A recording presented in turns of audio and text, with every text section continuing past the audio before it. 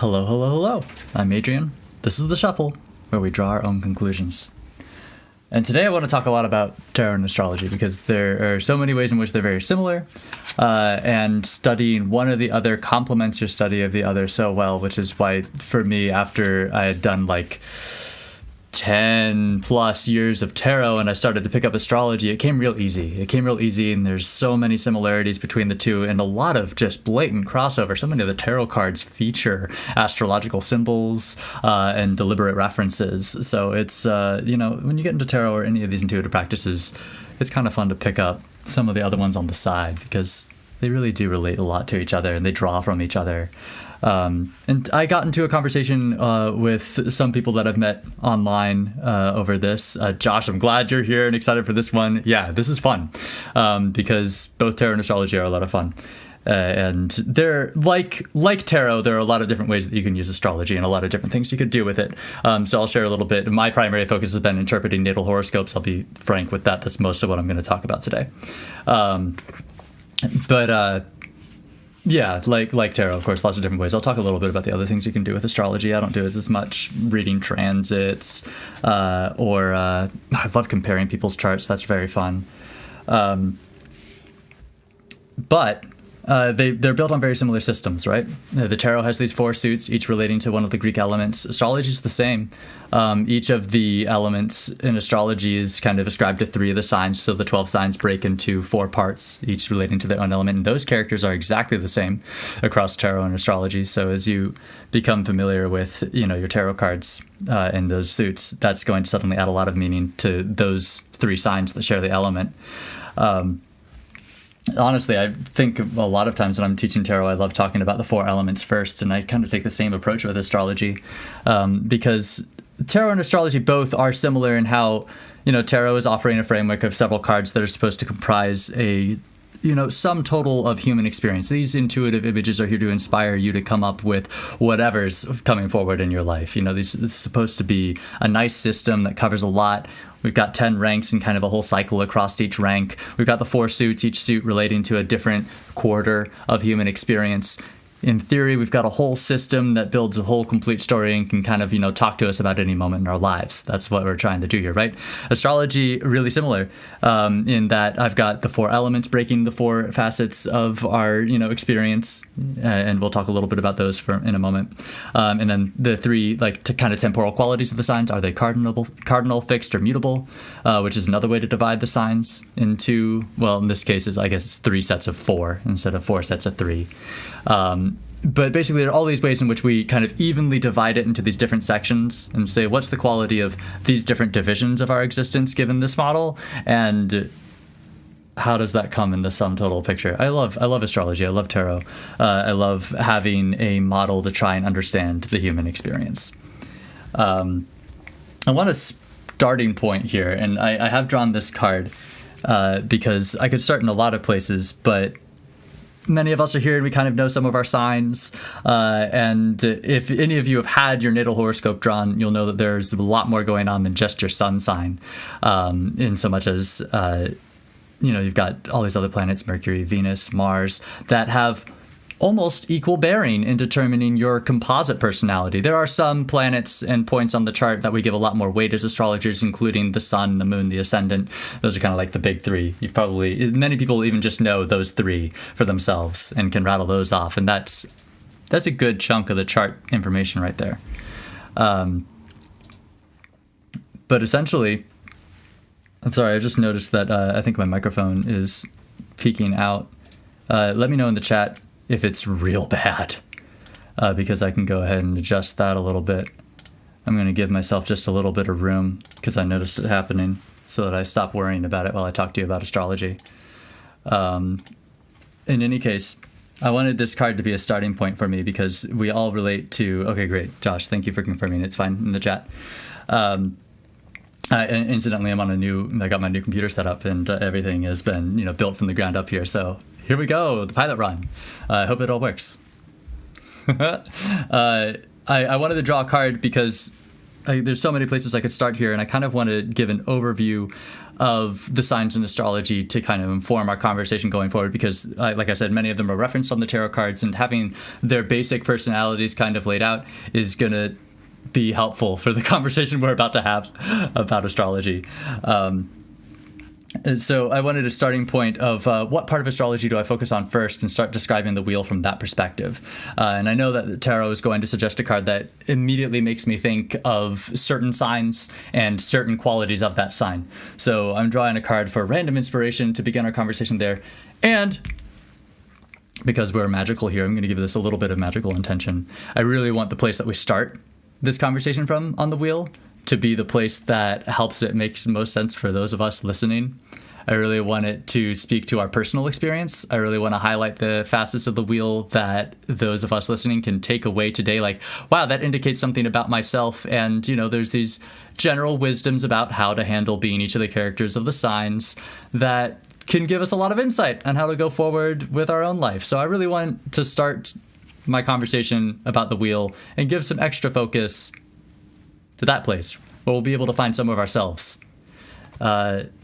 I'm looking at a 5 of Pentacles. What a funny one to talk about. Actually, I associate plenty of this with Taurus and some with Virgo. But generally Earth, we are an Earth sign. The Pentacles is our Earth element, so immediately I'm thinking of Taurus, Virgo, and Capricorn, our Earth signs, when I see this card. And I want to talk about shyness, which I see a lot in Virgo. For those of you that don't know, I should share. My Sun, Moon, and Mars are all in Virgo. I have a lot of Virgo. I have met a handful of people that have more Virgo than me, but they're far and few between. I love all my Virgo. Virgo is shy. This is something that I wanted to point out. Virgo is shy. Generally, our earth and water elements are shy, are more receptive elements, are reactionary elements, you know, those forces that react to things that are brought into the world around them, as opposed to our fire and air initiatory elements that are creating and just doing and changing the world around them, kind of putting themselves on it. Our earth element is all about recognizing those things that really are there and just embracing and observing and kind of digesting them. And then, you know, working with just that's really realistically presented to us. And that's our reality. That's all we care about. I'm not trying to investigate feelings that aren't bounded to reality. I'm not trying to create something new that isn't already here. I'm working with what I have. You know, I'm sorry, my feelings was my water divergence. My creating something that's already there is my fire divergence. My trying to make something new out of what is necessarily in front of me is my air divergence. But I'm earth. I like what's in front of me. I like tradition. I like keeping it this is what is here. This is what is here. Hi, Sophie Moon Tarot. Glad you could stop in. Talking tarot and astrology. Ask me anything you like as I go through this. Purpose of this is like it's just a free seminar, you know? And tarot and astrology are a great subject to bring together. So I'm going deep. I'm going to do an hour on it today. And if you ever want to call in and get a reading, if anyone wants to have their own natal horoscope read, a great way to learn is just to dive into a chart. And I'll go ahead and, if you don't mind sharing it with the whole stream, you can call in on Zoom and we'll do that together and get a little look of the signs that appear in that chart and a deeper dive there. But I wanted to talk about Virgo, which is such a great spot for me to start. Virgo is shy. Virgo is an observer. Virgo is very comfortable observing. Virgo is this, you know, the character that's happy to be at the sidelines of the party watching everyone do it, because that's what Virgo wants to do, is just watch how it goes and understand it and then see if there's anything they feel needs to be rearranged. Virgo is this great evaluator, very detail oriented, right? And able to just kind of watch. And this 5 of Pentacles is kind of the place where you're on the sidelines and you're just watching. You know, I'm not really a part of the action. I'm just being aware of it. So, hey, Virgo sun, that's great. I'd give you a fist bump if we weren't in the middle of a pandemic. Ezra, I'm so glad that you're here. Thank you, Ezra. A big shout out to Ezra, who is like community organizer galore and the sassy medium named so well. He is hilarious. What a personality. Shout out to you, Ezra. Thank you so much for your shouting out of me. I've seen you echo the call to come to this fun little Learn Tarot space, and I appreciate it. I appreciate it enough to take a moment before I talk about Virgo being shy again. And, you know, there's a certain power in shyness in that by being on the outside and being able to watch, you can notice a lot more, you know? When someone's watching you do something, they see a lot more than you notice while you're actually doing it. And Virgo loves being in this position of infinite knowledge. You know, I was aware of everything because I was just sitting there thinking about it and watching it. was really just trying to understand it. That's such a Virgo energy, right? So it's fun to look at the zodiac. We've got that happening there in Virgo. And I should probably have a wheel of the zodiac up. And since I don't have a fancy graphic ready for you, we're all going to get analog. Everyone get out your pen and paper. You ready to learn? You ready to learn? We're going to talk about astrology because it's really important, I think, to visualize the wheel. Because there's these degree relationships between everyone on the zodiac that kind of start to spell the picture of their interesting, different dynamic relationships across the chart. So it's, as I'm talking about, here's Virgo, and I'm going to do an Aries fixed on the east wheel over here. Here's Virgo over here. When Virgo's our shy observer, Virgo relates really, really well to the other shyer, quieter earth signs, Taurus and Capricorn, that are going to live in other parts on the wheel here. It's pie time. Yeah, it is, Ezra. We're drawing it up. We're gonna get out here, get the pen and paper. Sophie, you feel exposed, but it's very true. Yeah, I'm glad that you're feeling like you can relate to some of the descriptions of Virgo. And that's cool that you're studying astrology, especially in relation to tarot, because that lines up pretty conveniently with the focus of my stream here. In any case, yeah, it's cool how we, start to talk about the characters and the signs. And honestly, I think it's important to point out that a lot of the characters and all of the signs are things that we'll all be able to relate to more or less. Kind of like when you're watching a TV show and I'm just like, well, I'm kind of like, I'm mostly Twilight Sparkle, but I've got a good dash of Fluttershy and Applejack, if I was to try and describe myself. You always can break it out into the certain characters on the show, right? These 12 signs are all just different characters, and there's more or less different parts of them in you that are in your nature, on that natal horoscope, that are in your nurture, that you've experienced and grown with, because maybe I grew up with a bunch of Leos and I just have this really well-developed Leo side that shows its interesting color through my own unique nature that was on my horoscope, Ezra, you are Aunt Zelda from Sabrina. I have to admit, I'm sorry, I haven't watched Sabrina. I've seen like a couple episodes, so I don't know exactly who you're referencing, but I trust your judgment. That sounds about right. So it's cool, but it's good to point out that you're going to relate to many qualities of many of the signs on the zodiac. You're not going to be just one. None of us are. We are, as human beings, a composite of the 12 signs in some way. The whole point of the model of the zodiac here is that I'm going to break out the whole human experience that we all share. Every one of us gets a whole human experience. Let's try to describe it in 12 parts. Here we are, the wheel. So here's Virgo, patient, quiet, the observer. Really good at what it does. Taurus is usually the one that's carrying out the work, that's super diligent, super devoted, and just doesn't ever tire. Virgo is over here evaluating, helping, contributing to the work, but also looking for where it can be improved and made more efficient while Taurus is at it. Capricorn is the one that's planning the work for them. Capricorn is the one who's got the plan for, the whole project month forward, knows what needs to be done, and is feeding to them the work that they need to do. And Virgo is passing notes back to Cap. This worked, this didn't. Taurus is on, the ground level doing it, being like, this is hard, passing back those notes, and Virgo's noticing it and figuring out how to, I'm seeing what's there, what's in front of us, what's actually there in front of us, and here's what I can see can be made different using what's in front of us, because I'm Earth and I'm practical and everything is grounded in reason and logic and tangible truth and fact. I'm not over here like some, Virgo's right next to Libra, and Virgo loves doing this improve things and make them better, thing that Libra also loves. They're close to each other in the zodiac. They're going to share a lot of qualities, and it's pretty cool how signs adjacent to each other in the zodiac tend to get along because they have a lot to connect over.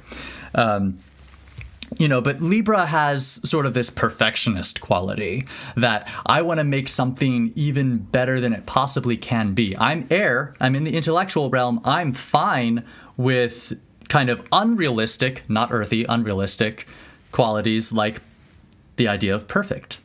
Perfect doesn't exist. Every earth sign will tell you perfect can't exist. It doesn't. Get over it. It'll never be perfect. Libra says, but I want it to be, and is going to devote their energy towards making it as perfect as it can be with any sort of creative, new, changing air kind of energy that they can put in it, right?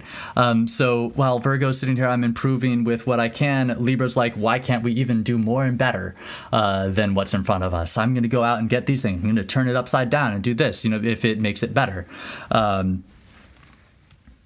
Just wanted to look at their little adjacent relationship. This is going to be fun. I'm going to bounce around the wheel, I think, because especially, and I'll offer this tidbit, when you're interpreting charts with someone, the most interesting information comes out of the aspects between their planets, the degree relationships between certain places on the wheel, and the interesting relationships that emerge when you have the perfectionist talking with the detail-oriented improver. And I outed myself as Sun, Moon, Mars, and Virgo. I am also Ascendant Venus, Mercury in Libra. There's a reason I chose these two signs to talk about first, I suppose. They're the ones that are so familiar to me, near and dear to my heart and in my skin.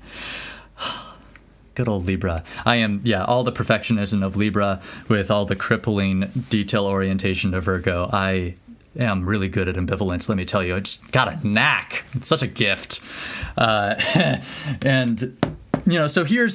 And I want to talk for a moment about some of the degree relationships that can emerge in the zodiac. All of these earth signs are at these beautiful, 120 pie slices from each other, and that's called a trine. When you've got a 120 degree relationship, I need something to write on. This is not the best to write on. We call it a triangle, a trine, because it makes a triangle 3 ways. And those signs are always the same element on the zodiac when they're trying away from each other, and they share the quality of that element. So they get along peachy keen, very fine. They're so alike and so similar. That's typically a very happy angle. This angle of just the 30 degrees is called a semi-sextile. Here's your crash course. I absolutely recommend looking these up in more detail on your own. Because you can go really deep with astrology, and we can just go forever, and I'll get distracted by so many little details, and I'll try to keep it. Yes, Sophie, all 3. I just nailed it, the orientation of my chart. And then I've got a Jupiter over in Cancer, and then my Saturn, Neptune, Uranus thing happening up in Capricorn, and that's it. Ezra, I'm glad that this is good. I haven't even gotten into drawing it into tarot too much. I have so much astrology preamble that I want to, start to inform us, and I'm realizing I need to move a little more quickly around the wheel if I want to get back to pointing out where where astrology appears in tarot a little bit by the end of this. So I'm going to talk a little bit about one of my next favorite signs to talk about that I talked about recently. Ezra, actually, thank you for being here, is the person who was hosting a Zoom call where I began talking about astrology and tarot with those people, and then was like, that's what I should do for this week on the shuffle, is just talk a lot about tarot and astrology. And in that call, I talked a lot about the relationship between Virgo and Aries and Libra. So I want to touch on it here because it's fresh on my mind. Aries is this impulsive, I just do it because I am and I do. That's the end. It's not. Aries is very uncomplicated. I'm glad you thought it was mind-blowing, Ezra. Thanks for tuning in for more. I love talking about this stuff. It is. We're talking about really mind-expanding concepts and ways that we can expand our own mind and our own consciousness. What fun. I love this stuff. Thanks for being here. Aries, impulsive. Okay, now we're going to talk fire. I haven't talked very much about fire. Impulsive, creative energy, the force that does, because I am. No other reason. Life sprang to be because it did. Yay! And I'm doing things because I am. Fire is wonderful. Love fire energy. Love me some fire energy. I'm just going to mention that Leo is hanging out over here. And if we're being complete, we also have Sag hanging out up here. Let's mention our fire signs. I sure hope I got Sag pointing the right way. It'll be a good joke for everyone when Adrian just writes everything backwards. In any case, each of these fire signs are going to have their own creative energy that is like, I'm going to put myself out and change the world with my will because I will it kind of energy. And because that's what fire represents, right? So Aries is the I am energy. Aries is the just pure I am being energy. In fact, all these bottom 4 kind of relate to our personal sphere of existence, those things that are just in us, ourselves. Aries is just the I did this because I did. I didn't need a reason. I didn't need someone to tell me to do it. I just felt like it. Aries represents impulse. It's a very fun sign. Drives Virgo mad. Virgo is thinking twice about everything. Virgo is reevaluating constantly and doing that to such a degree that they barely ever get to action until they've got every little duck in a row. And I know 100% this is going to work. Virgo, very risk averse. Aries takes risks without even realizing the risks. So like Virgo is, I love, ooh, we're going to do it. We're going to do it. Come with me on a little imaginary, everyone. We're going to go to the gorge. And this is a really beautiful spot. COVID doesn't exist. Everyone's fine. We're finally getting together, and we're having a party. We're going down to the river in this really cool spot. You can just jump down and splash down. Everyone's in their swimsuits. It's warm. We're in a nice warm climate. I don't know where you're tuning in from, but pretend for a minute that it's warm. And because I know, like, East Coast, I've got some friends on the East Coast and family up in like that Syracuse, Binghamton area, and it is wild out there right now. My goodness, that's a lot of snow. Don't totally miss that. Gotta say, living out here in LA is just fine. So if you're somewhere like me where it's warm, just pretend for that moment that it's warm. That was me filibustering to fill in the rest of the elements on the sign here. So we've gone down to the gorge. Water's crystal clear, the sun is shining, and Virgo is sitting here thinking, okay, do I even want to jump off like other people are? Looks a little risky. Virgo's a little scared, looking over the edge, kind of, is it windy? How far am I going to fall? If I calculate, I'm not going to reach terminal velocity. That's not fatal if I land on the water with this much surface area. Better not belly flop too hard. And looks like I really want to avoid that rocky area. Virgo's doing all this, right? Ad nauseum. Once we've gotten out of the car, Aries is already running. And by the time everyone has gotten to the clearing, Aries is over the edge and going down into the water. Just to illustrate the difference of where Virgo and Aries are in this example.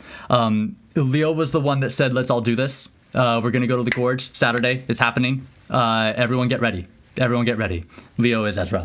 Thanks, Ezra. Such Ezra energy in that Leo. I don't remember getting to. Oh, you had a lot of Sag. I do remember I got to glance at Ezra's chart earlier. Can't remember if you had as much Leo, but I do see the Leo character come through you. Leo said, let's all do this. Taurus said, great, yes, I'll drive. I feel good and fulfilled about providing practical things because I'm an earth sign. And Capricorn's the one that said, Leo, you know that Saturday is really bad for Aquarius and Pisces. Please stop suggesting Saturday. How's everyone on Sunday? Okay. And actually got the logistical end of it to work. Leo had a very fun idea, didn't think it all the way through. That's fine. Capricorn got him covered. I should point out signs that are at this like 150 degree angle, like Virgo to Aries or Leo to Cap, tend to be rather conflicted angles that just don't collaborate as well. They just have qualities that great. So where Leo was fine to have an idea and think it's the best thing and tell everyone about it and try to make it happen without thinking that it didn't work for everyone's schedule, as Capricorn already knew and saw happening as Leo sent the group text. Cap responded right away. I'm good for Saturday, but I know people aren't, and just fixing it up. Pisces was quiet the whole time and didn't want to have to say that they weren't available on Saturday and was really relieved when Capricorn just interjected with it, because Pisces was starting to feel like, oh no, I'm going to hurt someone, or I feel hurt because I wasn't even thought about. Leo knew, wasn't know how many times do I have to tell Leo, oh, thank God, it's okay, everything's okay. There's Pisces over there.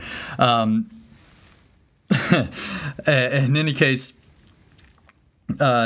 Cancer was hanging out with Pisces when this text happened, and Pisces was the one that was weeping about this to Cancer, and Cancer was like, it's okay, he'll learn eventually, it's gonna be fine, you're lovely, you're sweet. Cancer is the mother, it's just gonna be the emotional healer, kind of the emotional nurse of our zodiac. And then Cancer's also sitting there with Virgo, is like, you don't have to jump in if you don't want to, it's okay.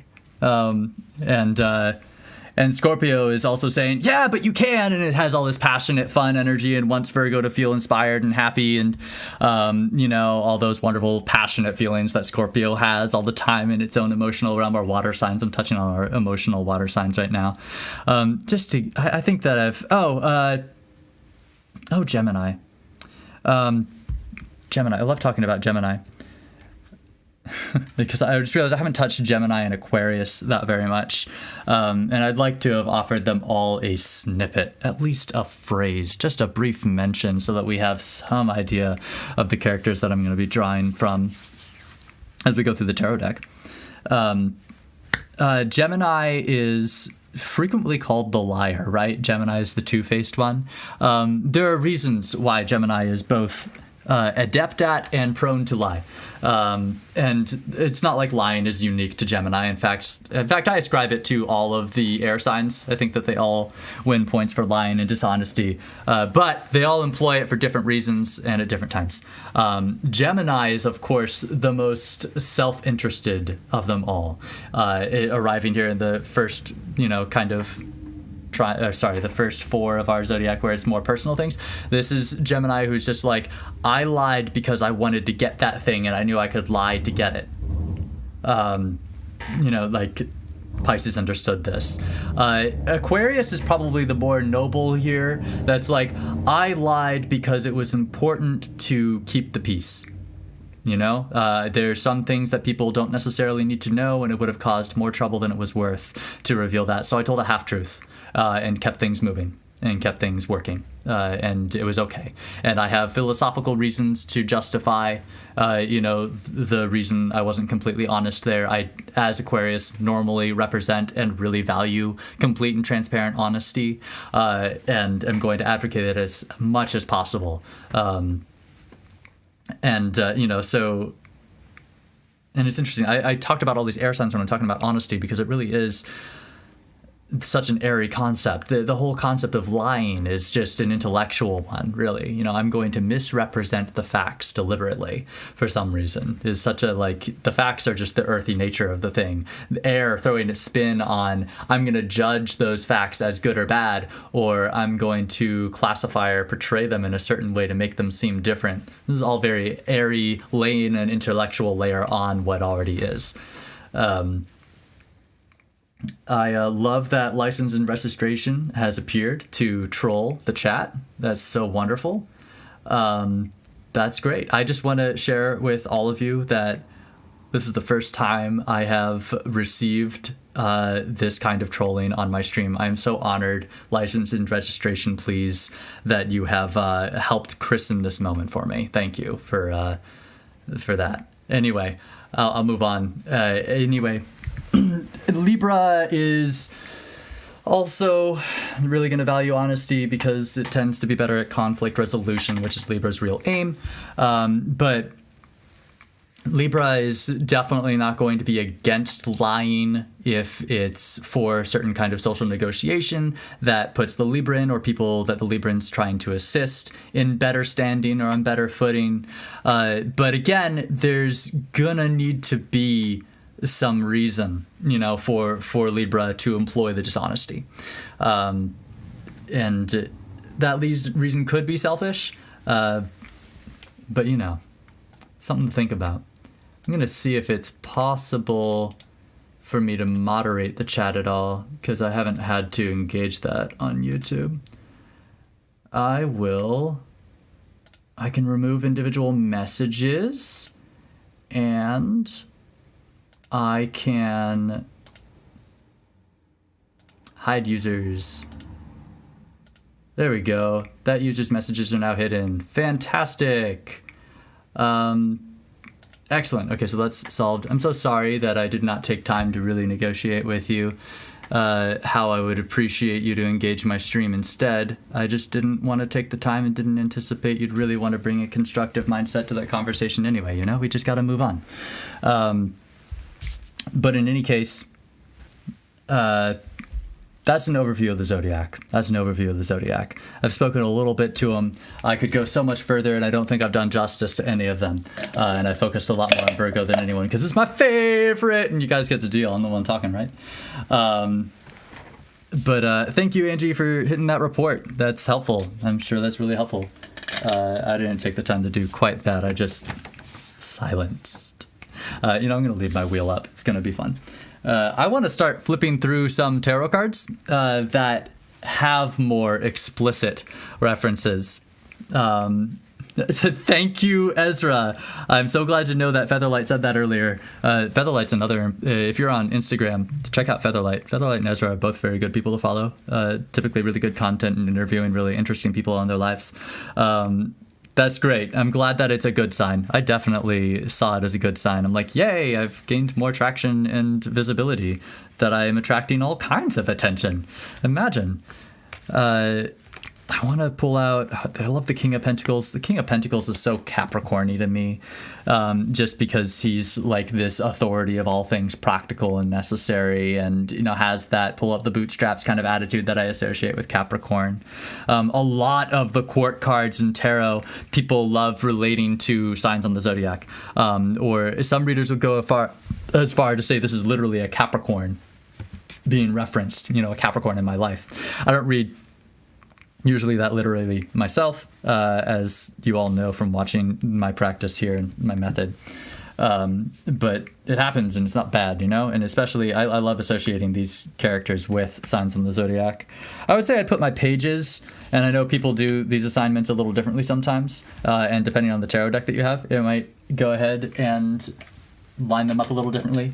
But I see pages kind of down here in the personal realm, and then our knights kind of in the interpersonal realm over here, because the pages are much more interested in learning about themselves. They're young, they're still growing, and the knights are more adolescent. I'm starting to really try and engage and change the world.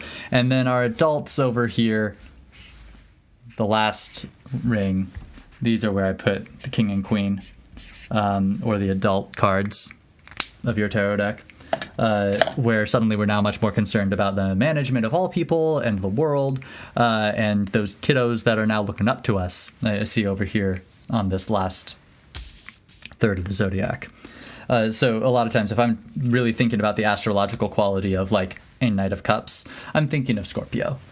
I'm thinking of Scorpios. I really feel passionate and have these passionate feelings, love the experience of compassion and empathy, and want to go out there and experience it with people. I want to share these profound feelings.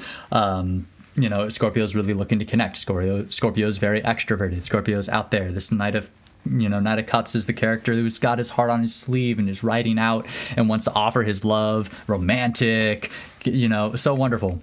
That's where I start to see the bridges between the court cards. And again, that's how I draw the line between them.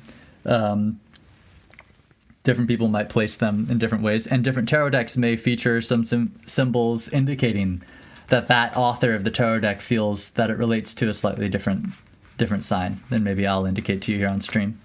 But that's why I opened the shuffle by saying this is where we draw our own conclusions, because the fun thing about these intuitive practices, tarot and astrology alike, and I should talk a little bit about astrology's different uses as an intuitive or less intuitive practice.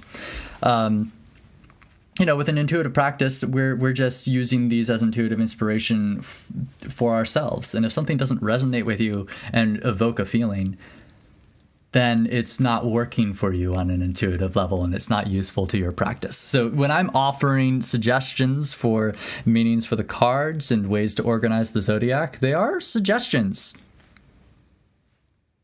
That's the end of it. They're just suggestions, and you could, if they didn't resonate with you, reject them. Or if you had different preconceptions about some of the signs or some of the cards than I offered, and they conflict with what I offer, absolutely stick with what works for you and what feels right to you. That's the point. That's really the point. The actual definitions of the cards are a little more arbitrary, honestly.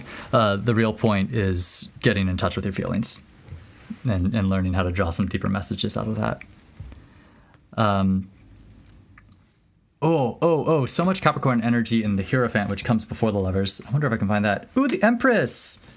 The Empress has a couple of signs. The Empress is usually pinned with Taurus.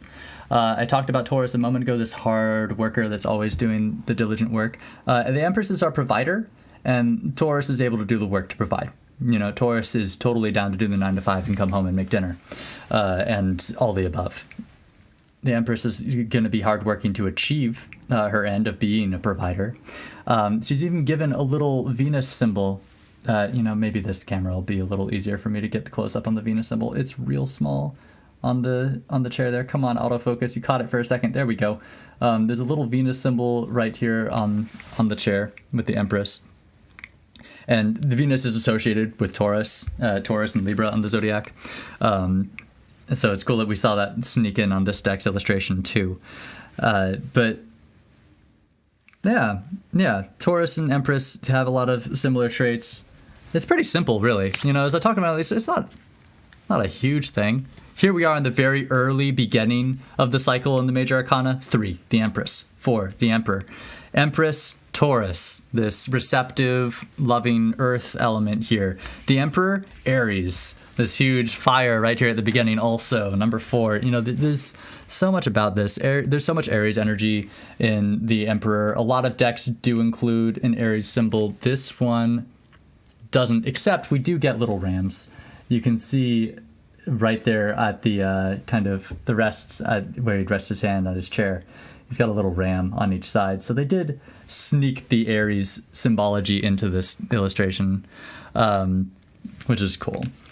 Aries energy, of course, says, I'm doing it my way because I want to, because I am me. And the Emperor has that energy. My way or the highway, my way, because me. Why? Because me. I am the absolute authority because I declare myself so. I am the Emperor. Everyone listen to me.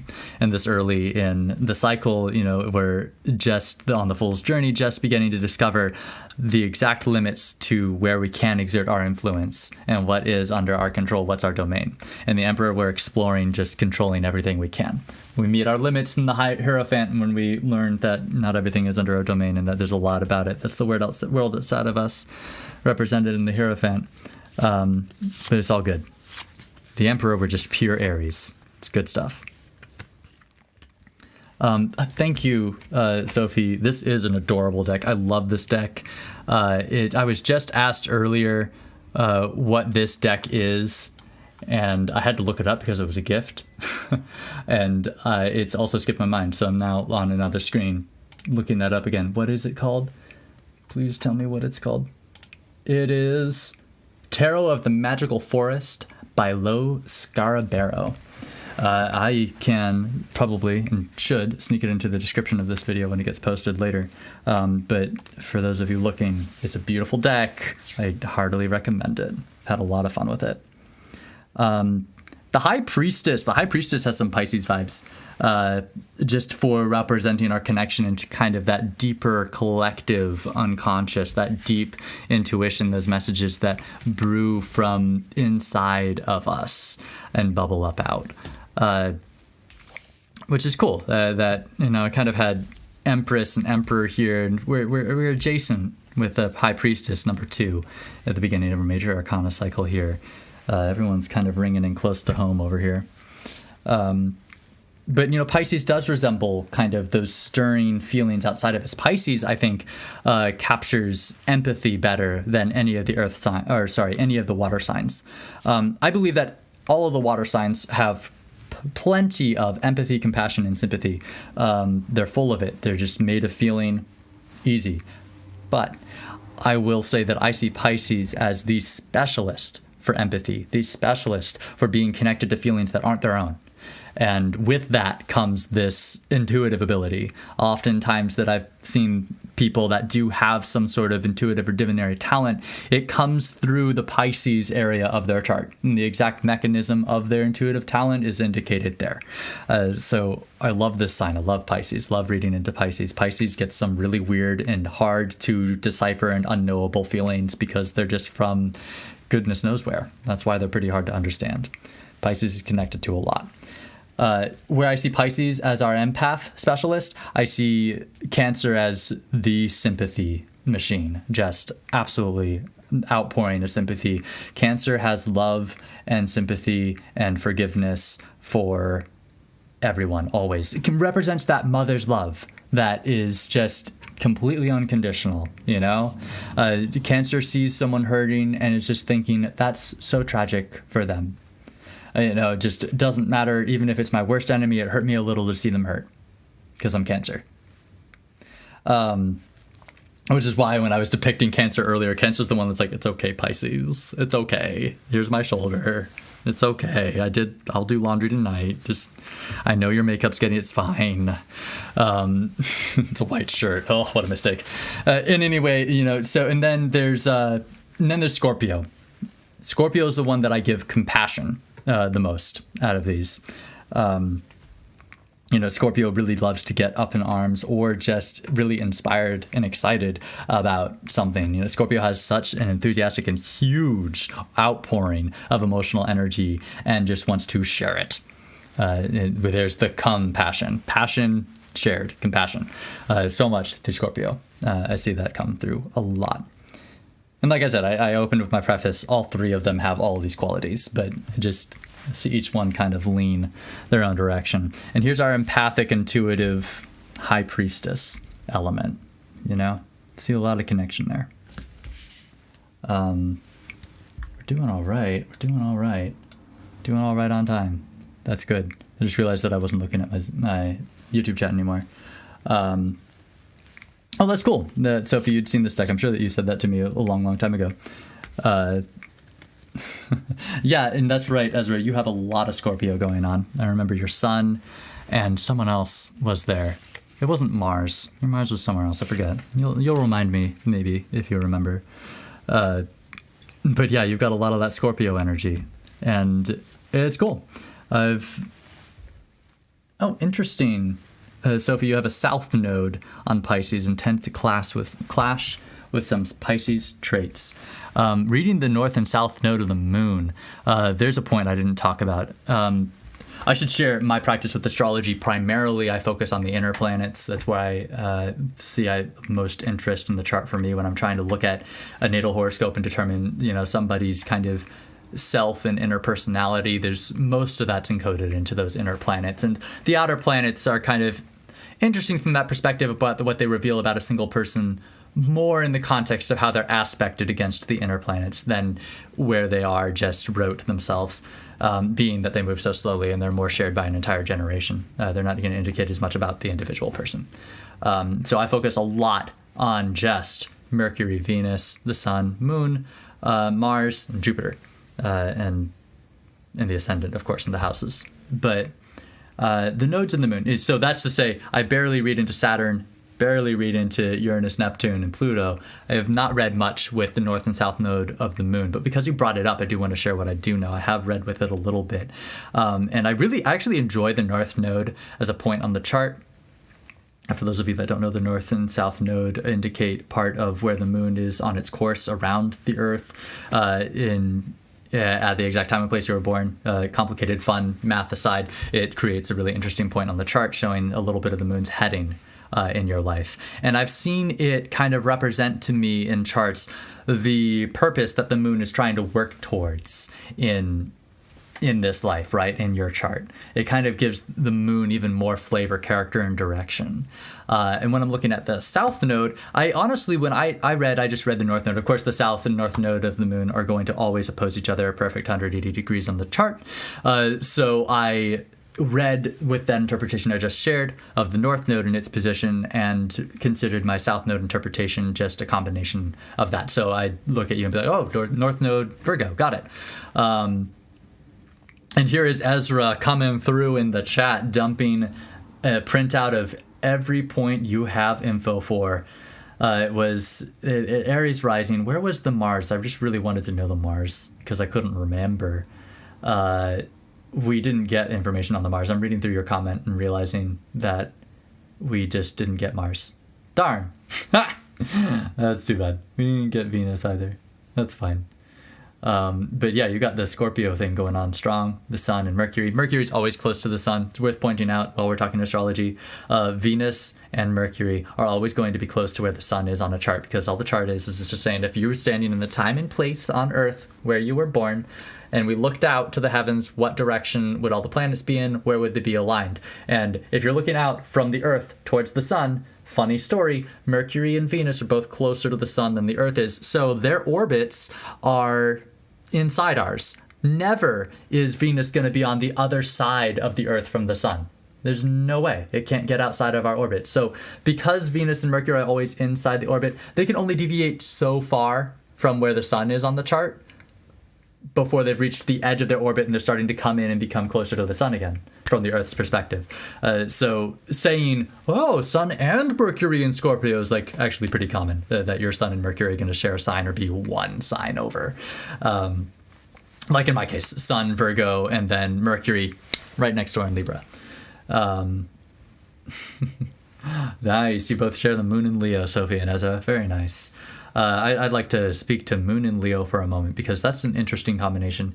And when I was speaking to astrology for a little bit with Ezra and his crew in that chat earlier, I mentioned that you can kind of understand everything from astrology once you get an idea of what these 12 signs are. Once you really have an idea of who these are, everything starts to make sense. The houses, the planets, because again, they draw on the same 12 signs. So the moon is Cancer's planet. It's a planet with a bunch of Cancer-like qualities. Our shy, sensitive nature, the one that just, when we're in touch with, we feel like we're so true to ourselves, but it's also something that if doesn't go our way and isn't treated well, makes us very wounded. So we're very vulnerable there because we're Cancer energy around that moon, right? So I love, there it was. I was like, I feel all the Leo energy from you, Ezra, and it was in the moon. That's so cool. Because our moon is kind of what we're drawn to intuitively. If we just go with our heart and what feels right, that's our moon nature, right? Which also means that when things wound us or hurt us, because, we're sensitive creatures, our emotional nature is sensitive and vulnerable, and some things that will be said to us or done to us will make us hurt, in our heart. What really makes you hurt and what makes your heart tick is really indicated in that moon, at least at your nature. Ezra, I'm glad you're having fun linking together everything that's happening on your zodiac in relation to the characters that we're discussing here today. But, with a moon in Leo, Leo is normally such an extraordinarily outward element. The Leo is the one that called everyone up and said, let's do this. I'm the organizer. I'm the star. I'm going to lead us all. And Leo, the leader, right? I love it. When you say your sass, Ezra, I see a lot of your sass coming through your Sagittarian character, I'll be honest, and the Aries rising. The Aries rising is huge for sass. Aries is so sassy, my goodness. Because Aries is fine just being like, I'm the way I am and I don't have to apologize for it.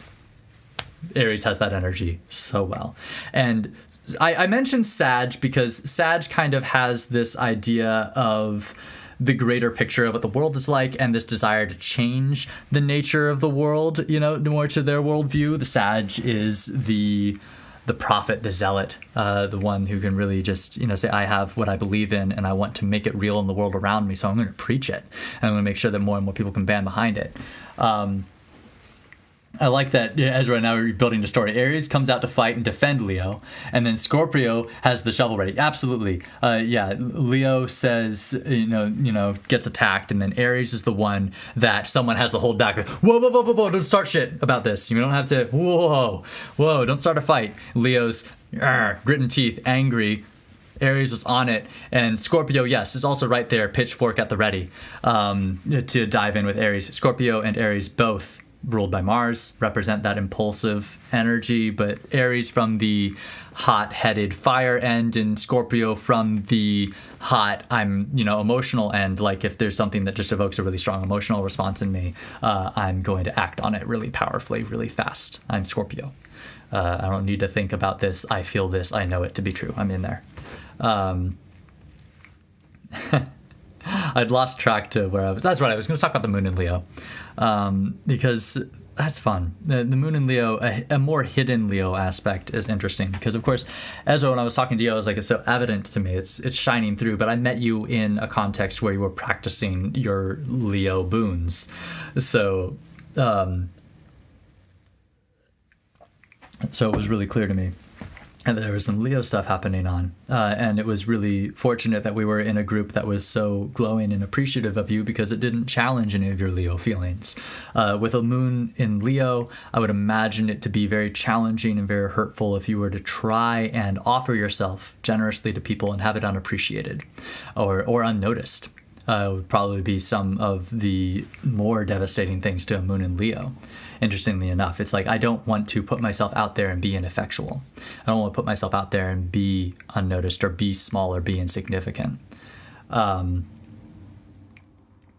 That's I liked, Ezra, hearing from you that there was something so empowering for you once you learned you were Leo moon. I wonder what you're referring to exactly that was empowering to you, because of course I'm talking a lot and there's a delay between me and you and the chat and me, enough that I'm like, that was that.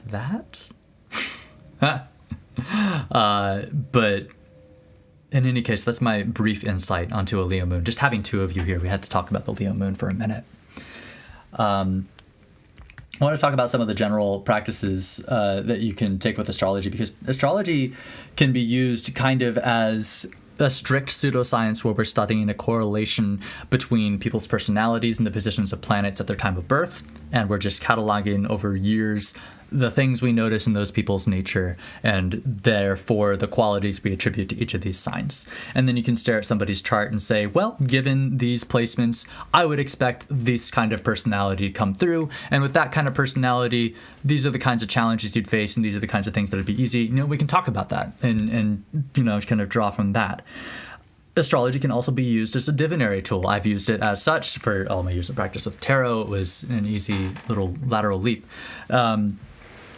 And when it's there, I'm looking at the astrological signs and the planets kind of in the same way that I look at a tarot card, where I'm just giving me intuitive inspiration. Let me look up at this person, look at them in the eye with the suggestion that they have a moon in Leo. What must that be like? And then we can engage the empathic connection and the divinatory one, where I'm asking for what's the insight that we can draw out of that understanding together. We're both looking at this and saying, I have a moon in Leo. What can we learn about each other in this moment? Considering that'll really help us take something away. And that's when suddenly now I'm working much more with magical intention. I'm much more channeling those messages that are coming to satisfy the question we reached out with.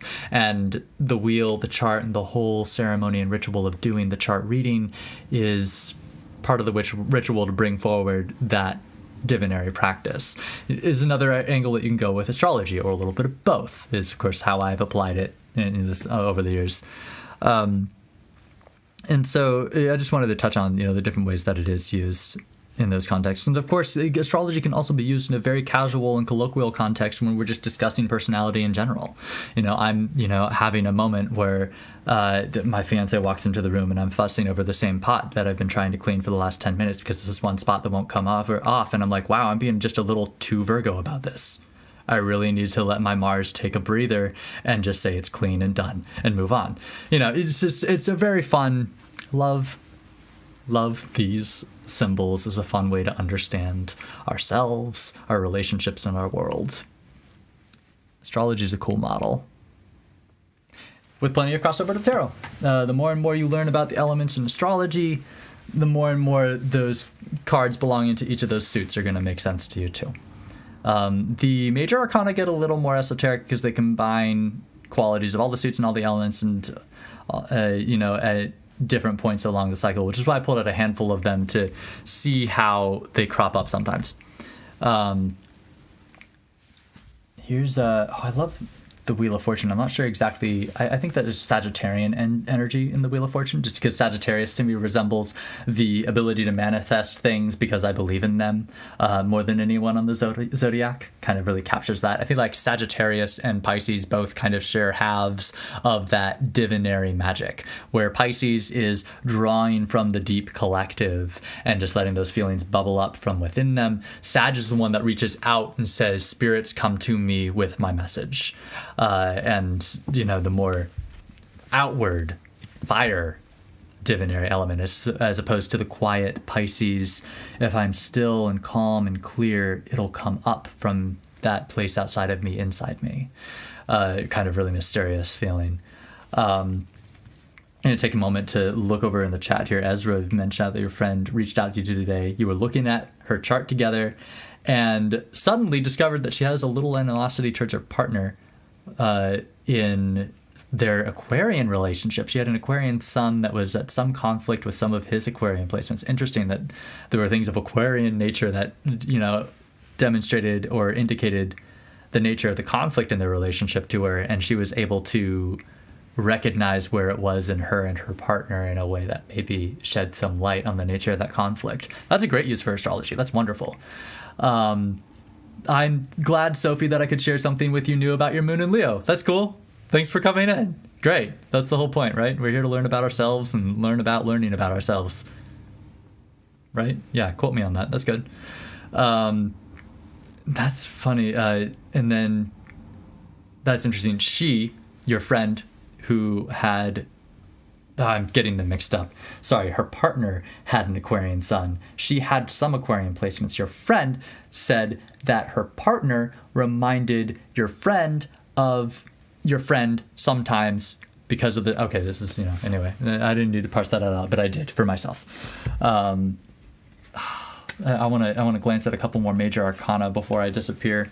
Temperance. Ooh, Temperance. Temperance isn't one that I'm immediately like, oh, it's this sign. I see a lot of Aquarian in Temperance and some Libra and some Cap. That's what I see in Temperance. Temperance, of course, follows... I guess Temperance kind of follows the very Capricorn-y Death card and the one before it, Death representing those inevitable shifts and changes in our world that we can't control. Capricorn relating to those inevitable and practical and realistic things outside of ourselves that we can't change and we must work with in order to live our lives. I see a lot of Death in Capricorn, but then Temperance follows right after it. And to me, Temperance is, of course, about maintaining the balance of what remains after death and moving forward with what comes out in the clearing now that death has culled away the old. And a lot of that maintaining just managing the movement of all things is in Aquarius. Aquarius is a great manager that's just keeping all the moving pieces moving as they should be. So that's why I guess I gravitated towards Aquarius. There's so much about balance and Temperance, and every time there's something that's so heavily about balance, I'm like, there's literally a sign that's the scales. So I gave the honorable mention there to Libra. Hey, Lemons, I'm so glad that you're here. And of course you're a Capricorn. You've got such a practical head. That's cool. And I love, of course, honorable Capricorn goddess sporting the name. It shows. Don't get me wrong. I'm not trying to talk crap on Capricorn associated with death in the tarot. I think that death is a very powerful, very transformative, very cool card. And Capricorn resembles a lot of very powerful, very real forces. Capricorn resembles the idea that if you do not pay the rent, you do not have a home anymore. That's life. Can't change it. Gonna pay your rent now? Yeah, Capricorn's real. Capricorn's so real. In terms of how that crops up, I should mention for the two people that are like, okay, I've got my sun in Capricorn. When we're talking about the sun, that's our Leo planet. It's how we like to present ourselves as the things that we're proud of in ourselves. I'm very proud of my Virgo nature and my detail orientation. I want to talk about it and tell you about it. I wanted to open the stream talking about Virgo. Love my Virgo stuff. If you're proud about being Capricorn, you're going to have a lot of pride in work ethic, in diligence, in doing what needs to be done when it needs to be done, and knowing that I am reliable in that way. I will get it done if I need to. If that's what's happening, I will do it. Capricorn, if everyone's passing the buck, Capricorn will pick it up and be like, well, somebody needs to do this. And if Capricorn has someone trusted and reliable, they might pass that buck to them, but only because they knew it was going to get done. Capricorn would trust themselves first to get it done right. If Capricorn was with like a Taurus or a Virgo and needed to manage theirs and that other person's time well, then yeah. Capricorn would be like, you handle this one, Taurus. Virgo, come with me. I need you to work with me on this. Capricorn's going to help organize them. Our king, queen, our extra personal, our adult, aware of everything that's going on character is going to help organize and prioritize and schedule everything. Capricorn was the one that said, Leo, they're not available on Saturday. Does the same go for passing the J? I don't know how I can say each of these relate to passing the J, but Gemini puff to pass. I can tell you that. The Tower, I don't know, man.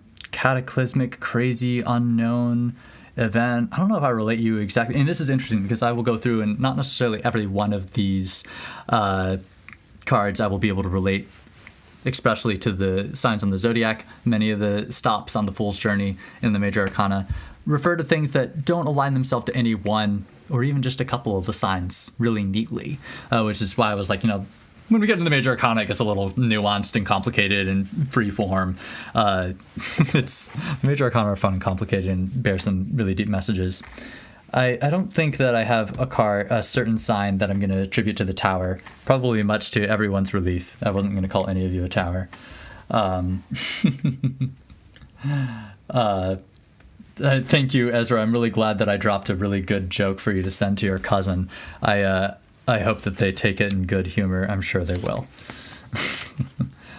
And yeah, Capricorn is a force. They take on a lot. Capricorn is happy to carry all the weight. Probably only second to the Taurus, who will go out of their way to take on all the weight. Capricorn is willing to do it if it needs to be done to get everything done. Taurus is going out of the way to take on all the weight without being prompted or without it even being necessary. Taurus is the one that did all the work in the group homework assignment.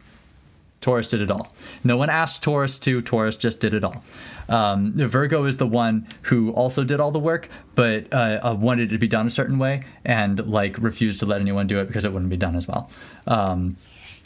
Taurus is just like, this always happens to me. I always have to do all the work. I don't know why this always happens to me. Because they just do it without thinking. Because we know what we're doing, says the Honorable Capricorn. Yes. The earth signs, for their practical nature, also have a certain aptitude for reliability and consistency that is just, earthy qualities. They're good stuff. Other signs can get close. Air signs, following a good method, can get on there, but no one's reliable like an earth sign. They just aren't. That's the point of earth, is that it's reliable. And conversely, fire is not, in case you're wondering. Not reliable. Not totally. But I'd say that air and water, it totally depends on what they're thinking or feeling. If they're reliable or not, depends on the circumstance. Some things built around. So not as reliable as earth, but not as fickle as fire, I'd say, if I were to place them on the reliability spectrum. And that's fun. I hear you, Ezra, in the chat, saying oh, my sister's a Taurus, husband's a Virgo. And it's fun to think about those. But I want to caution people, don't get so stuck on your sun sign. The sun sign astrology is so widely practiced that, I could walk around being like, I am a Virgo. But honestly, I think it misses a whole lot of the picture that I am a Virg Libra with a little bit of Cancer is really the fuller picture. And especially for people who have a sun sign somewhere on their chart and then all their other planets in contrary or different areas on the chart, they're going to relate very little to their sun sign description. And it's interesting. So whenever I'm looking at someone, I never say you are a single sign, because it just doesn't track for me. It doesn't make sense. I couldn't look at you, Ezra, and say you're a Scorpio, because I know, well, yeah, the sun's in Scorpio, but what about that hip moon in Leo and that ascendant sassy Aries? And, you're not just a Scorpio. You're not. And I've met Scorpios that are completely and totally different than you. And, so it's just, I've always resisted that, though it's so common. That language is so common. That is just how people talk about, oh, I'm in Aries. What are you? Just is how it's always said. The sun sign astrology is so commonplace and such the most common practice for astrology. So, that's my little caveat. I make a point never to say that. And yes, Angie, I'm happy to hear you. Yes, it is fine if you don't relate to your sun sign. That is so common, which is why astrology comes under fire so often. There are plenty of other reasons to bring astrology under fire than not relating to your sun sign, but that's one of them. That's a big one, because someone will open the book and be like, I don't relate with any of this at all. And that's fine. You probably have a lot of interesting things going on in that chart that aren't your Gemini sun. And those are usually some very fun readings to do. Getting to sit down and read those charts gets really interesting. For those of you that do relate to your sun sign, awesome. The aspects on your chart are pretty decently, smooth and highlighting or letting those traits shine through. That's great. But yeah, and even when you get past it's not just the sun sign, then there's still the pseudoscience element and the divinatory practice that'll come under fire from skeptics too. So not to say that, that's the whole picture. And not to say that, if you get over the sun sign thing, you'll totally believe me. I do this with people who want to, workshop themselves with this method. Yes. I am noticing that I've been gabbing on at you guys for an hour, which is usually when I let myself wrap up. But it's also when I love to have people call in on Zoom if you want to, like, do a reading. And I would love to read somebody's chart. That would be really fun. Yes, Sophie, thank you for pointing out the rising sign can show a lot or even more. Yes, absolutely. The fact that the rising sign orients an entire dimension of the zodiac, it's like we got the signs, that's one part of it. We got the planets, that's one part of it. And then we got the houses.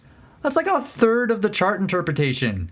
A third or more of the information is absolutely bundled right there into the ascendant. That is so heavy. That is so much of it. So yeah, absolutely. I would go further, not to say just yes, it can show a lot, or even more so. Absolutely, always more so. I hesitate reading a chart without knowing the time of day someone was born. That, for those of you that don't know, the time of day is what aligns the ascendant on the chart. Dee, you have been nominated by Ezra. Oh, cool. Sophie Moon Tarot, are you Dee? It's so funny because I've seen you in some other chats, as Dee, and didn't make the connection here. But yeah, if you want to do a reading, it's also, I offer it because in the interest of creating an educational stream for people to learn tarot and astrology, getting to see readings is 800% the best way to learn. It's really, really cool. There's I'm hearing people say, let's go. So now I'm wondering if I should actually be in my Zoom room. Hilariously, my Zoom room closed. If you go into the chat down there, the description down there, you'll see that you can join a Zoom room where you'll get to talk to me there and be featured on stream if you'd like to do it. Yay, Honorable Capricorn. Oh, you must be the DD. I'm gonna figure this out one way or another. If you look in the description of this video, there's a Zoom link and meeting ID and stuff like that. If you join that, you will then see me on Zoom. You can close the YouTube live at that point. You'll just be hearing me through Zoom. And I'll feature you on stream. You'll see me and the stream will see you. And if everything works right, they'll also hear you. Got the new setup. Thank you, Ezra, for indicating how to find it on the mobile layout. Because, getting to the video description, you'll definitely need not to be full screen on the video. I'm trying to think, you've made it in anyway. Excellent. So, cool, Didi's getting in there and getting set up. And once we're there, yay, we'll get to do a reading. I wonder if we're hi Dee, you're not live yet, but you've made it. Excellent. You've made it.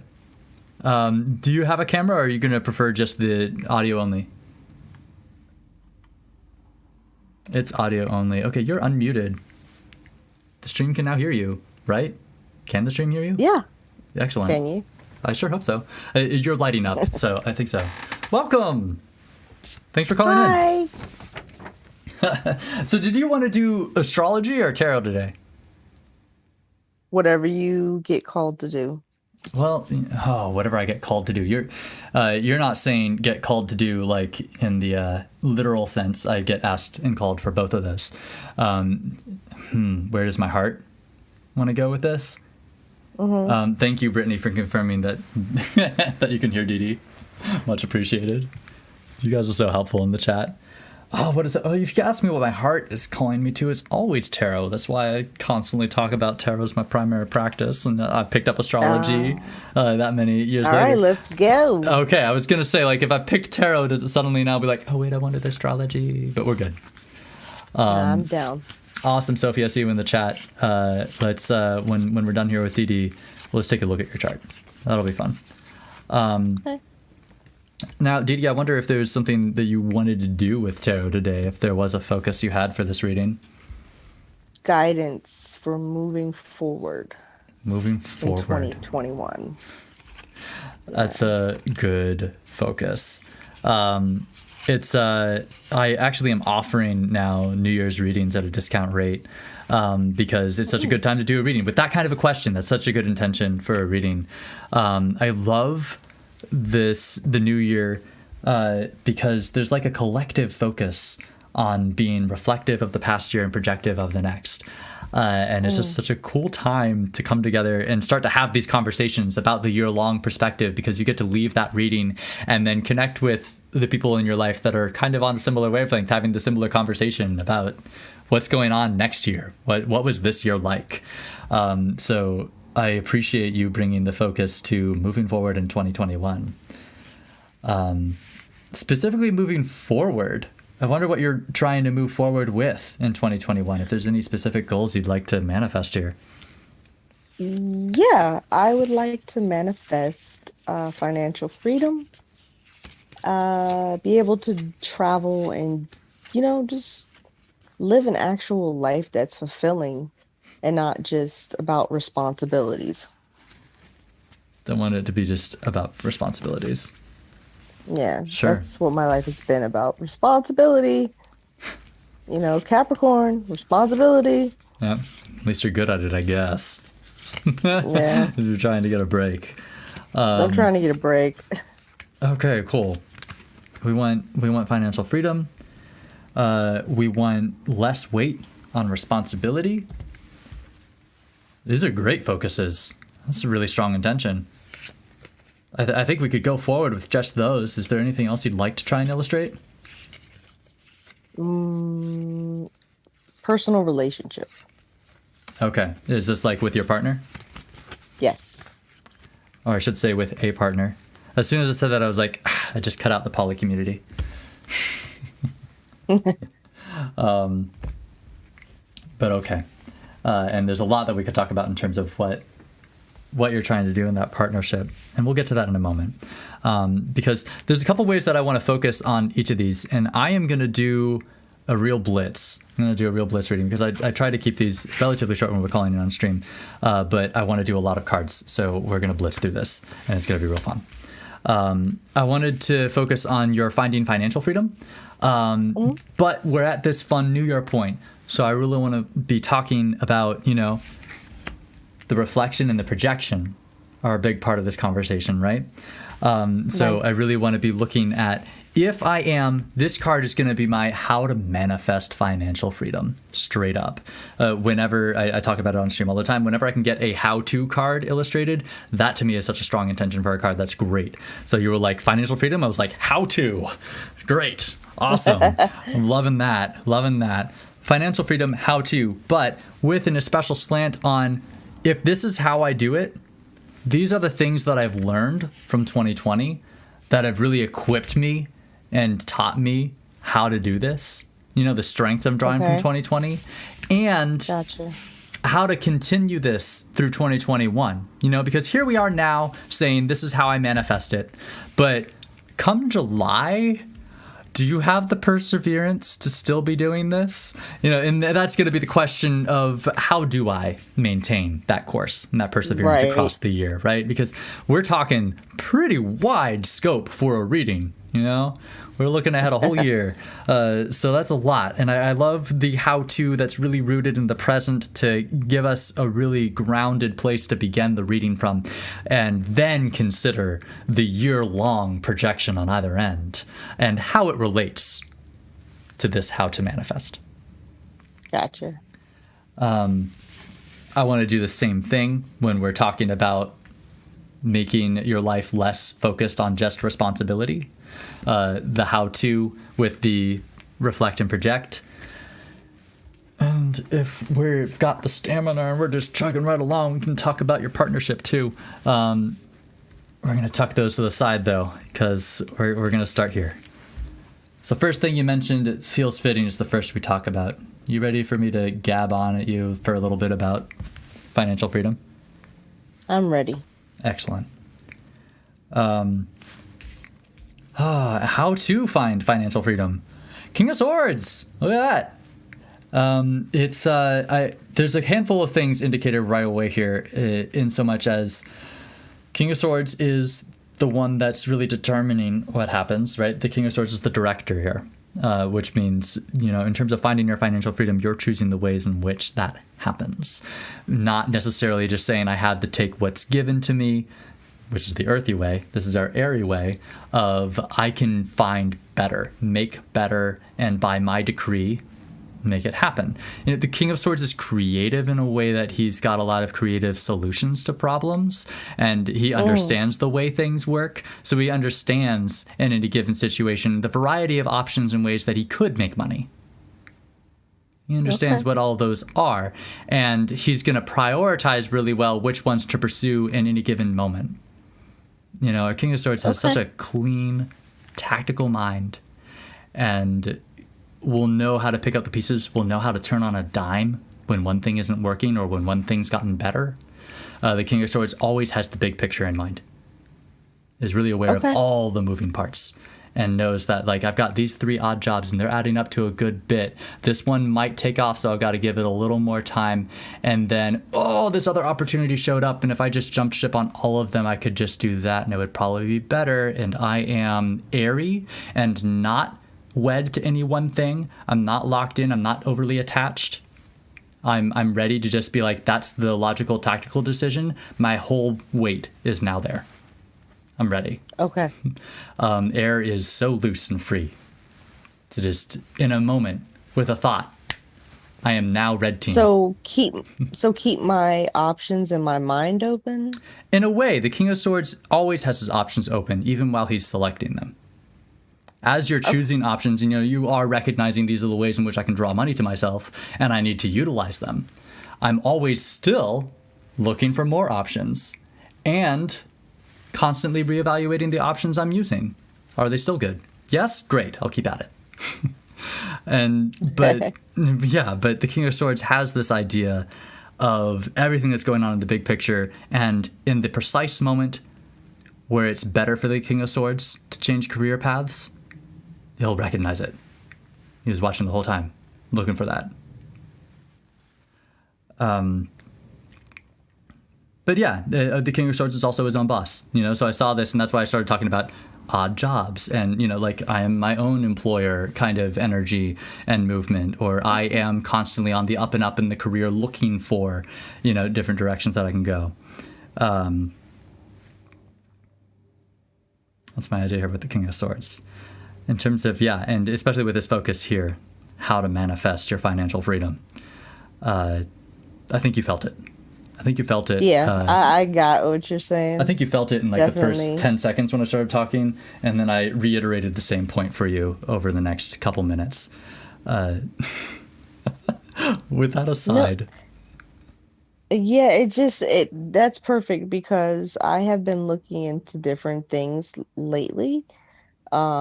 As far as not so much side hustles, but things that I can invest my time and money into that will have my money be my employee. Right. Yes. Oh, I love that attitude. My money be my employee. That is so King of Swords. I'm going to make my money work for me. More than just be my money. Make money my bitch. Very real. Absolutely. Love that energy.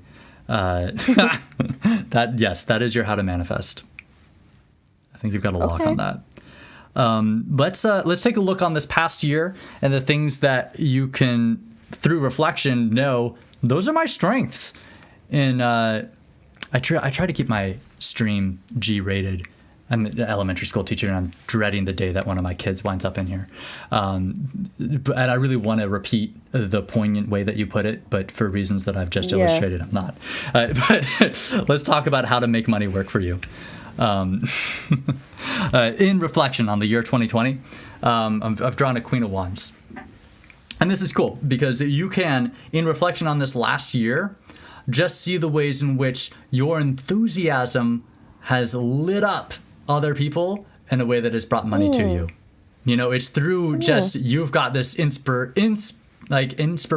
aura that you can just be like, oh, I've got this new idea, I'm doing this thing, and if you do it with me, it'll be great. Bada bing, bada boom, it just happened. Yeah. Yeah, okay. I'm like thinking back and I'm like, okay, I can see that. Right. And that's So interesting. keep up the positive energy. Yes, the positive energy is key. If there's anything this past year, it's been clear that the positive energy is kind of where it all starts. In a weird way, it's not just about the hard work and the making the right choices. It's also just about having the magnetic spirit that drew the opportunities out to begin with, or drew in the allies you needed to begin with. Without that, it wouldn't have all come together. Okay, copy that. That's a fun strength to bring into your King of Swords energy. You want to project now, 2021? Let's go. Okay, we got this King of Swords. Money works for me, like my G-rated version. Money works for me on the mind. And looking forward into the next year, how to keep that up. This was my card for perseverance. I just flipped you a 3 of Cups, which is a really fun one. To when we're talking about perseverance, we were just talking about how you had this inspirational energy about you that became genesis for so much of your money-making manifesting power. This 3 of Cups says, don't stop enjoying it. Don't stop sharing that enjoyment with the people that are coming along with you. Make sure it's still fun and feels good while you're at it. That's such a confirmation to just keep going. Right. That is the confirmation I was looking for. That's really cool. Totally. Yeah. Wow, I'm kind of speechless right now. No, that's fine. Yeah, take the moment. Take the moment. Yeah, it's not very many people put me at a loss for words. Wow, thanks. I'm honored. That's something to say. That's often, I think, what can be so powerful about a tarot card reading is we can just say precisely what needs to be said and nothing more, to arrive at a point where there is no need for further speech. Ding, ding, ding. That's cool. That was a really fun blitz at money making in 2021. You want me to fire off the rest of these? You ready for more? Yeah, go ahead. Okay. We were looking at, I wanted financial freedom. I remember this was the partnership story. You talked about less responsibility. That one. Oh, you want to skip the responsibility conversation and dive into the partnership? Yeah. Okay. Go with your heart. Absolutely. We absolutely can. At least the way I like to run readings, and I'll offer this as a tidbit to anyone else that offers readings, I always follow the flow of the moment. And honestly, whatever you want to do with your reading, like, that's what we're doing. I really want to invite you to direct the flow of the conversation and the content of the reading as much as we can, because that's really what's going to keep it near and dear to you, more than anything. So yeah, we just had that whole conversation, and suddenly talking about freedom from responsibility feels less pressing and less interesting than let's talk about the partnership. Now that we're coming back to the partnership, I do have a question for you, which is, what are you hoping to get out of your partnership? And if it's not something you want to share on stream, hold it in mind for us. I'd say peace. Peace. Nice. Peace, and I guess a projection of where it's going. Sounds good. Does that make sense? Yeah. Yeah, so you're interested in really promoting peace in the relationship. And I wonder if you're wondering where it's going, I'm wondering where you're hoping it will end up. Yeah. Yes. Do you have an idea of where you would hope for this partnership to end up as you continued giving it your time and energy? Yeah, basically, do I continue to give the time and energy to it? I say it's more of a question of, is it worth it? Yeah, exactly. Huh. Well, there's a handful of ways we could approach that. And I think immediately I'm like, I'm not so sure my 3 card how to manifest with reflect and project is exactly fitting this conversation right now, because now suddenly it's more of a conversation of do I or don't I, you know? And there is a way that I would like to approach this that'll offer as a suggestion. This is another thing I do whenever I'm doing readings is I draw a lot of cards face down as suggestions for conversations we could have, and I don't flip them and force them on you until you say that's what you want. So I would say this, if you're in the relationship, I want to be able to recognize the red flags and the green flags. The red flags are those things that say, no, this isn't worth it. this isn't really serving my interests or what I'm really hoping to get out of the partnership and what I'm trying to make happen here. And the green flags are the things that say, oh, wait, this is kind of what I was hoping for it to develop into and the direction I was really hoping to go with it. Gotcha. And the idea here is that if we can recognize what the red and green flags are, it's up to you as you navigate the relationship to decide which is more present and which one you'll act on and choose to really throw your weight into as you go. Okay. Does that sound good? I'm with you all the way, brother.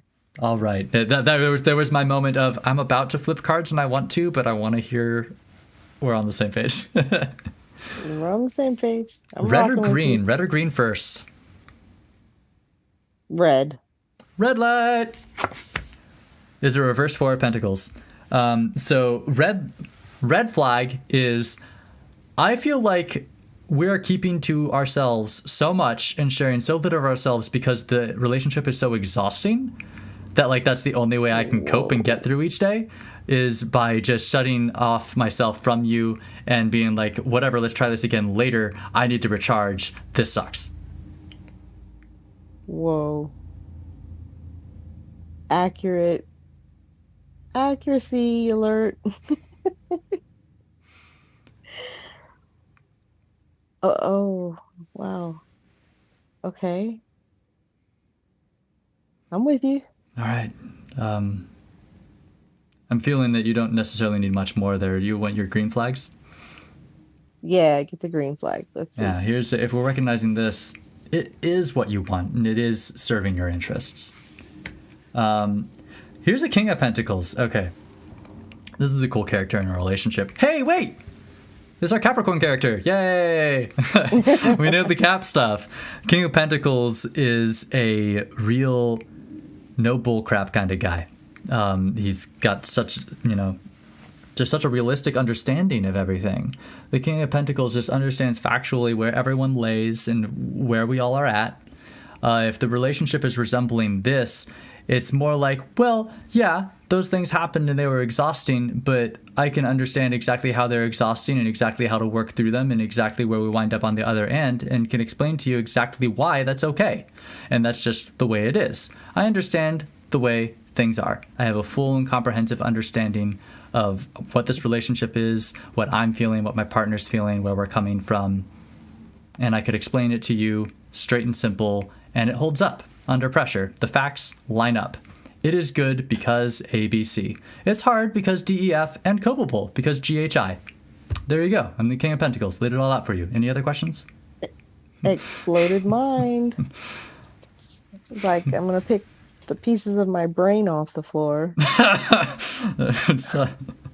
Thanks. Wow. Again, speechless. Another perfect moment for reflection. Ezra's probably like, somebody got her to shut up. Ezra's in the chat saying he's crying. he's Tell him I'm crying in the trap house. He said he was crying and it's not even his reading, so he's definitely with you on an empathic level. Whoa. Yeah. Yeah, that was super accurate, super. That's why we do this. That's yeah, what we came here for. Oh, wow. And thank you. And you're welcome. No, thank you. Yeah. Thank you. Wow. Like, yeah.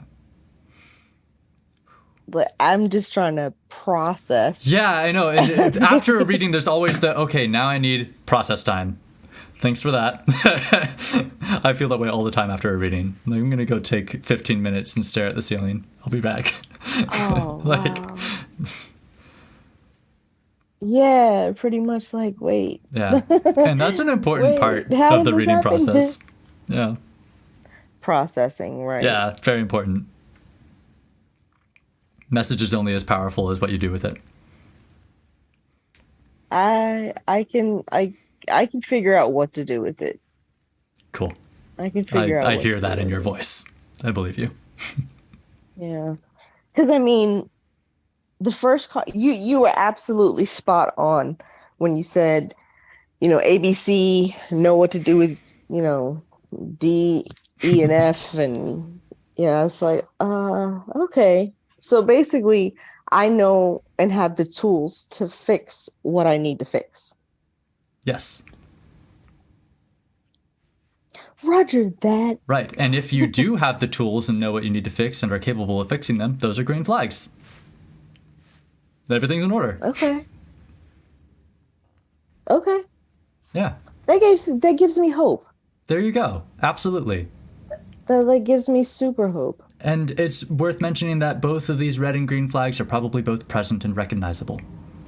Yes, which makes it a difficult position of evaluating, is it more red or more green, and what do I do with it, or when do I make the call one way or the other? What's the threshold? I'll go ahead and say the red flags are, like you said, past, that needs to just be let go, gotten over, burned, and then put bleach on the ashes. Okay.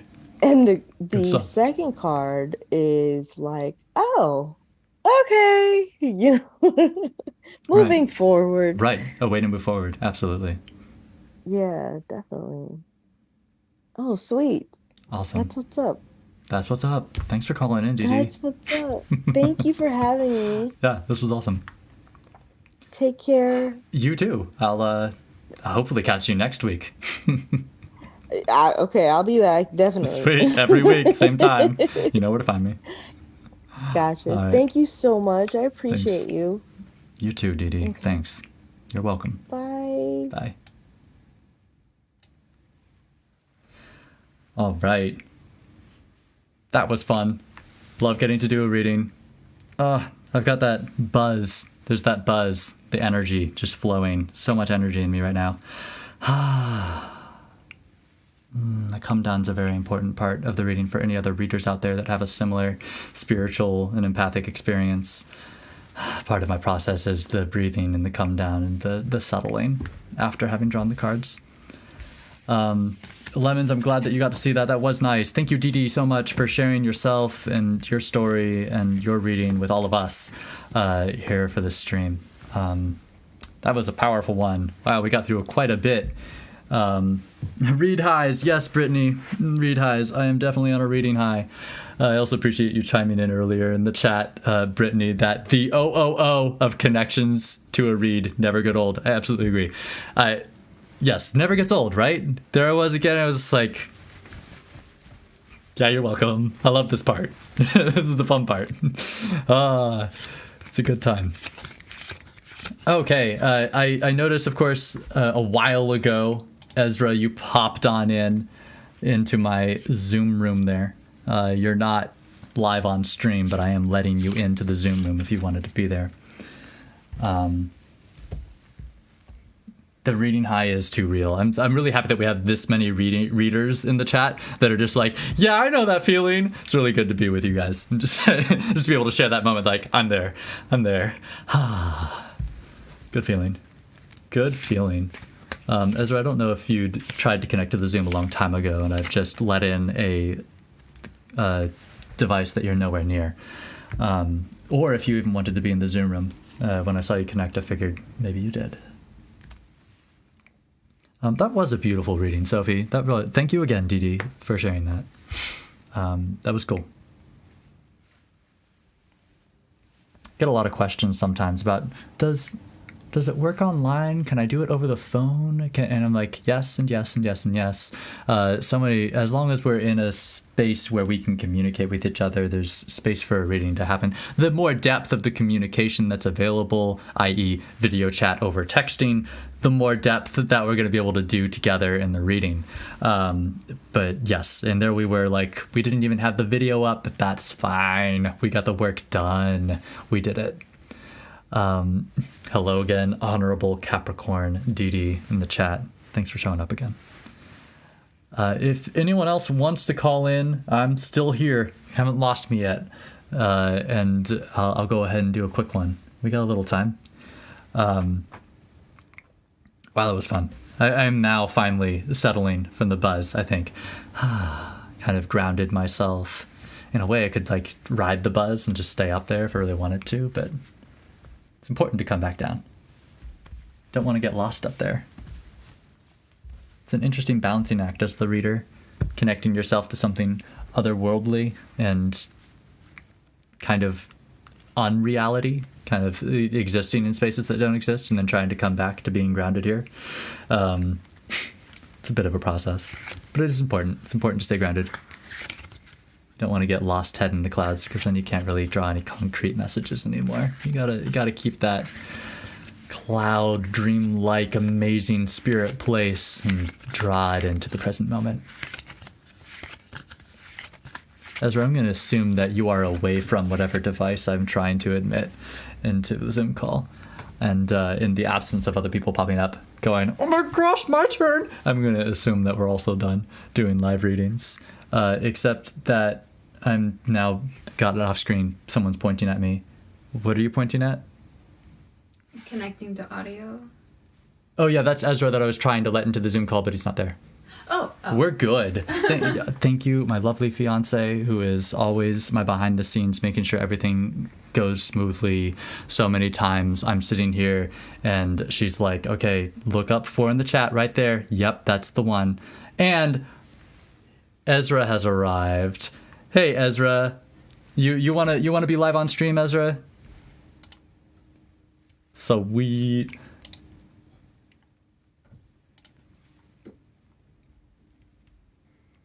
Excellent. Okay. And sitting on YouTube, like, why is it not? Like, I can't watch this. What's going on? welcome. Now you are on stream. You made it. Hi. You made it. Lemons in the chat says just in time, because it really was just in time. I was like, I don't think Ezra's there, so I'm just gonna dip. But you are here. I'm how about now, LA Milani? Yeah, now you're here. All the sass, with all the sass. I was trying to illustrate the idea that, like, you are the sass. Thanks for being here. What did you want to do today, calling in? Thank you so much. I am so glad you've enjoyed it. Space to teach, space to learn, space to do readings. Totally. It's a lot of things I like. We already did astrology, so I'm up for tarot. Let's talk tarot. What were you hoping to bring to a tarot card reading? I didn't really plan this. That's fine. That's always what happens when I ask that question. I have personal, like, business questions, I guess. Like, I'm really trying to nail down what it is that I need to focus my time on. And then what it is that I need to study, I guess. Because we were talking about astrology. I'm kind of going through that, and so I'm like, okay, what's next? Yeah. Okay. And of course, love stuff too, but I don't want to ask that, do I? I don't know. I love how it's always so often either someone's just explicit and they open and we're doing a relationship reading, or it's like I have all these things that I want to focus on. I guess we could consider the love stuff too. Yeah, we oughta. Yeah. So that's just what happened in Dee Dee's reading. It was like, actually throw the partner in there, and then once we were halfway through the reading, actually skip to the partner part. So I've had readings from people where I put the intention not to get love readings or not to ask because I don't want to deal with it. But then they tell me, oh my God, they're telling me that you have more questions about love. I'm like, no, I don't. You're just admitting it up front this time. Don't tell me about him. I already know about him. He comes up in everything. That's great. That's great. I have issues with the Leo. So. Oh, dang. What fun. We're just getting all sorts of Leo. I see. Yeah. I see. Wow. Well, you've made that sound really tantalizing and fun to talk about. I'm trying to figure out whether to use some, like, crazy-ass dark magic to sever our ties. Or keep writing my love letters and stuff. But, oh, my goodness. Wow. Those are pretty polar opposites on the spectrum right there. Scorpio. Leo, it's all one or the other. There is no halfway. Yeah, it's like I'm either doing this or we're not, and I'm. Wow, yeah, that is so Scorpio. Thanks for pointing that out. Oh man, Sophie says hi to you. It's very nice to see you in the flesh. My flesh. And thank you, Sophie. Yes, it is awesome getting support from the fiance. It's pretty nice. Your beautiful, beautiful flesh. Okay, so I'm thinking, right? we could talk a little bit about, you said, what's my focus career-wise? What do I study career-wise? If we were diving into these cards, I want to talk a little bit more about clarifying their intention in terms of what you're trying to achieve with the career, so that we can give these cards a little bit of direction on what they're supposed to bring you, in terms of the focus and the study that are really feeding into your goals. I'm supposed to write, and I don't know what. Like, I want to write fiction. I wrote a fiction series, like 13 books, and it got deleted. And so I'm like, do I rewrite it? Or do I write something new? Ouch. That sucks. I'm sorry. And it's fine. It needed editing, I guess. Way to take it in stride. Wow, I love that. Yeah. Just, sure. That's brilliant. So that's a big question. I can always rechannel those damn books. They were in you once, they'll be back. Yeah. Excellent. Wow, so you're asking yourself, do I continue? Do you do something new? Do you try to recreate that? And as you do the writing, I suppose it's not a question of what you do. You want to do the writing, you're just not sure. Yeah. And like right now, I'm meeting so many people with the information that you shared with me previously with astrology. It's helping me build characters based off of the people that I meet. And so I'm like, do I write about them? Or do I write about this fucking love story that's been in my life? As a fictional story, of course. Of course. No, that's brilliant. Of course, writers and artists always draw from their own life for inspiration. And it sounds like you've got pretty good inspiration. All up in my Aries. Your Aries, of course. Aries is so like, well, I'm the most interesting thing anyway, so why would I write about anything else? Oh, that's great.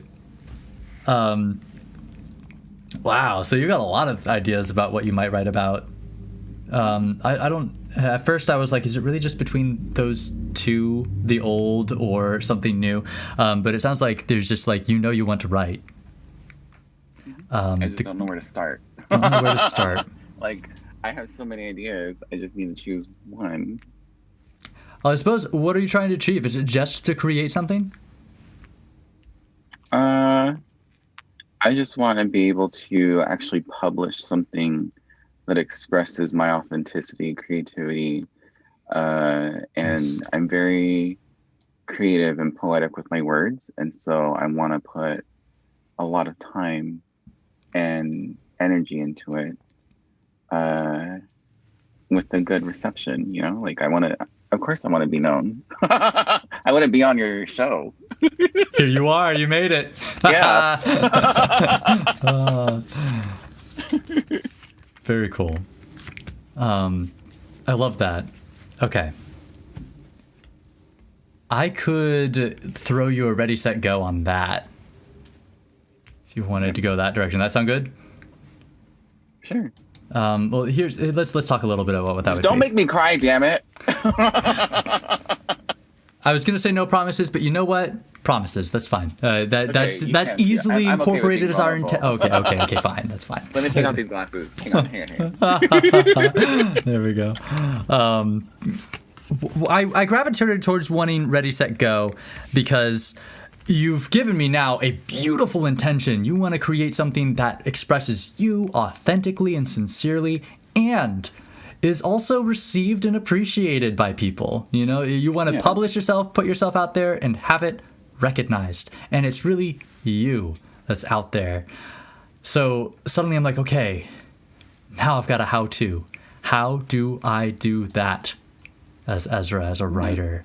How do I achieve that? And the exact question of what do you write, I think will become more evident to you when we ask, what kind of thing do you write? How do you write it?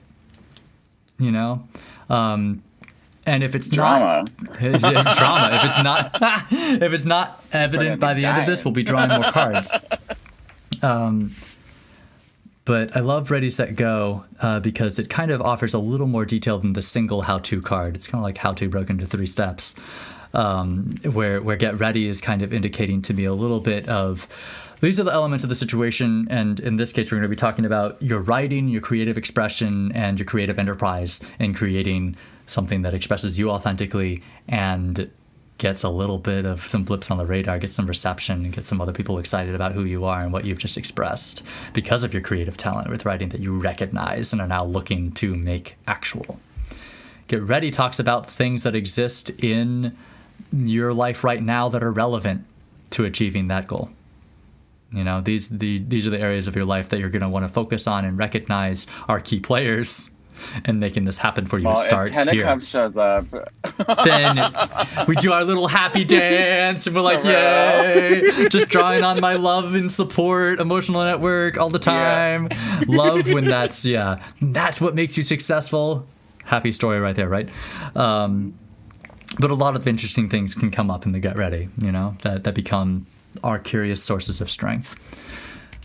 Get Set is our mindset, the mindset that we employ that really just situates us in the right place to become successful. You know, this is the mindset that really sets me up to write something that is authentically me and that is going to really resonate with the people that I'm trying to connect with. That when I publish this, like, I'm getting those messages from people, oh my God, I totally related to your story and it really opened this up for me, and your writing's just beautiful. You've got an artistic view of the world, and you took, you know, something that seemed like such a mundane story and turned it into like a romantic novel.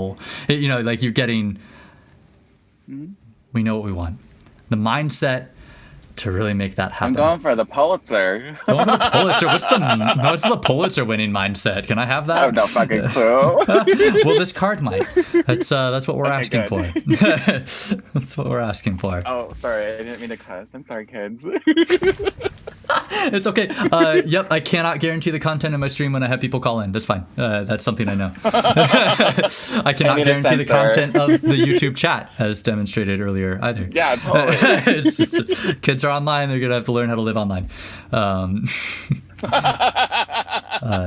could talk about teaching of responsible content consumption to children because that's literally my day job. But we're talking about you. And the last card here is Go. Go is the action that you take to really make it happen. When you're in your winning mindset and you understand what elements of your life are feeding into your success, Go says, do this to follow through. And Brittany, I can't edit it out later. I probably could. Do I want all that work though? Yes, I could. I could absolutely just go through and do a beep track on all my reading. buzz over. Ezra making me press the naughty button all the time. That's me with Dee Dee. In any case, I think I'm just going to say my channel's PG-13 and I don't have a lot of homework to do on my editing. Lazy bum, I knew it, says Brittany to me in the chat. Yes, I admit it openly. Are you ready, Ezra, to start from the top here? Mm-hmm. To bring the focus back to your reading. And I say I'm scared as in sarcasm, so. Yeah, and that actually, I know that you were being sarcastic, but I do want to mention that happens a lot. Often that is a point that you arrive in a reading, we're about to do it, or someone's interested in getting a reading, but they're scared. There's a lot of fear around the unknown. There's a lot of fear around a reading that could produce, we don't know exactly what. It's a little mysterious, a little esoteric. We hear a lot of dark magic and conflicted magic stories that can bring about bad things. How do I practice something that I don't understand in a way that doesn't make bad things happen? Fear comes up a lot in readings. And it's something that I like to address in readings because we talk about how, the intention we're setting is one that we're doing together. Like if you really sat here and said, I want to talk and I want to learn something, but I don't want to cry on stream, that's part of our intention. Now we're just going to not dig into topics that would make you cry on stream, right? That's just part of what we're asking for. I'm already crying from laughing. Right, so we already violated that one, and it's good that you forgave it earlier. But absolutely, yeah, we're protected by our intention. That's why the intention setting is so important. Let me set my heart chakra really quick. Okay. I trust you. Thanks, Ezra. I trust you too. Oh, nice. Are you ready? Yeah. Okay. I feel like you're pushing me off a cliff. Have fun. I'm going. Not scared to die. Get ready. These are the things that are relevant to you really being successful. Is to recognize that you have no idea where to begin or how to even get started. I know this is going to be really frustrating to hear because you literally just told me that a moment ago, and you're like, that's the problem I'm trying to solve. But it's important to know that get ready. Here you are. We have to recognize where we are starting from. And you're starting from a place where it's a reversed Ace of Pentacles. I can't even, from my current vantage, determine what those first steps are that plant the seeds for future success. I am in a place where I wish I was doing this. And we'll see what grows. Right? I just cleared the shelf and was like, one of these will take on. Hope some of these are for my climate. Go for it. Right. So it's interesting to say, get ready. Here you are, really hoping that you can start to sow those seeds of like, okay, well, if I, invest in this publisher and this kind of writing project, that's what's going to pay me off in the long run. I know that the kind of time and study and work I'm doing now is what pays me off 6 months from now when the book's published. We don't know that. Give me an answer. I'm going to give you the answer is that you don't know that, and that's actually one of your strengths in achieving what you're trying to do. Interestingly enough, it's starting from there where you're so freeform. And even at step one and getting into it and starting, you're not committing to anything. Earth, our pentacles, commit hard to things. The Ace of Pentacles is all about saying, I know exactly now what I need to do for the next year to make this happen. And exactly the first steps I need to take to start doing that now. And your strength is that, well, I don't know, and I'm going to be free, loose, and flexible. You'll be fine. Yeah, my creative spirit will go, and the work will become evident as I do. I'm painting today. Cool! Nice! Painting day! For real. That's great. Yeah, so interesting to say, get ready, you don't know where to start, is honestly where you don't, where we're starting. But also that you're in a place where it's not about trying to sow seeds for something in the future. You're trying to get started with something and you don't know how to start. That's fine. That's also part of your success. Don't fret. Yeah. You don't need to answer that question to be successful. Literally. Right. Also, we can't answer it, so I hope that's okay. Yeah, no, it is. That is an often difficult thing that can happen in readings. I'm just with a blindfold, and I'm somehow still alive. Came out the other side, and it's fine. Life's funny. Life's mysterious. I want to see this next card. Are you ready? Yeah. That's such a ridiculous preface that I'm like, okay, what's the winning mindset coming out of this? We already established that preface in the conversation before the card was flipped. You're going to hate this. I got a reversed magician. Oh. Right, which this is so interesting. Get ready. I sure wish I knew where to start, but I don't know where to start. Get set. Start with everything. Start with anything. Start with everything. Get set. Reverse magician. I sure wish that I had the ability to create something phenomenal, but I don't feel the juice right now. And I don't even know. This doesn't, I start something and it's like, I don't know if it's totally resonating like it's totally me or this is the magic. I don't know. That's all right. Again, your winning mindset that's really achieving what you're trying to do is also one that's like, I don't really know if I feel the magic in this yet, but I'm trying. Is this me? Maybe. I don't know. Yeah. That's all part of the process. I'm totally not a late bloomer, but I guess I recognize shit like years later. I'm like, oh, nice. Yeah. Right. So you're, just starting to lay things out. I love this. You're the magician laying things out on your table. I've got painting here. I've got the writing project here, and nothing's seeming to click yet, but I'm trying. Yeah. Literally. Yeah. I'm just going to keep trying to manipulate these elements until I achieve infinity. I'm the magician, right? I should be able to do this.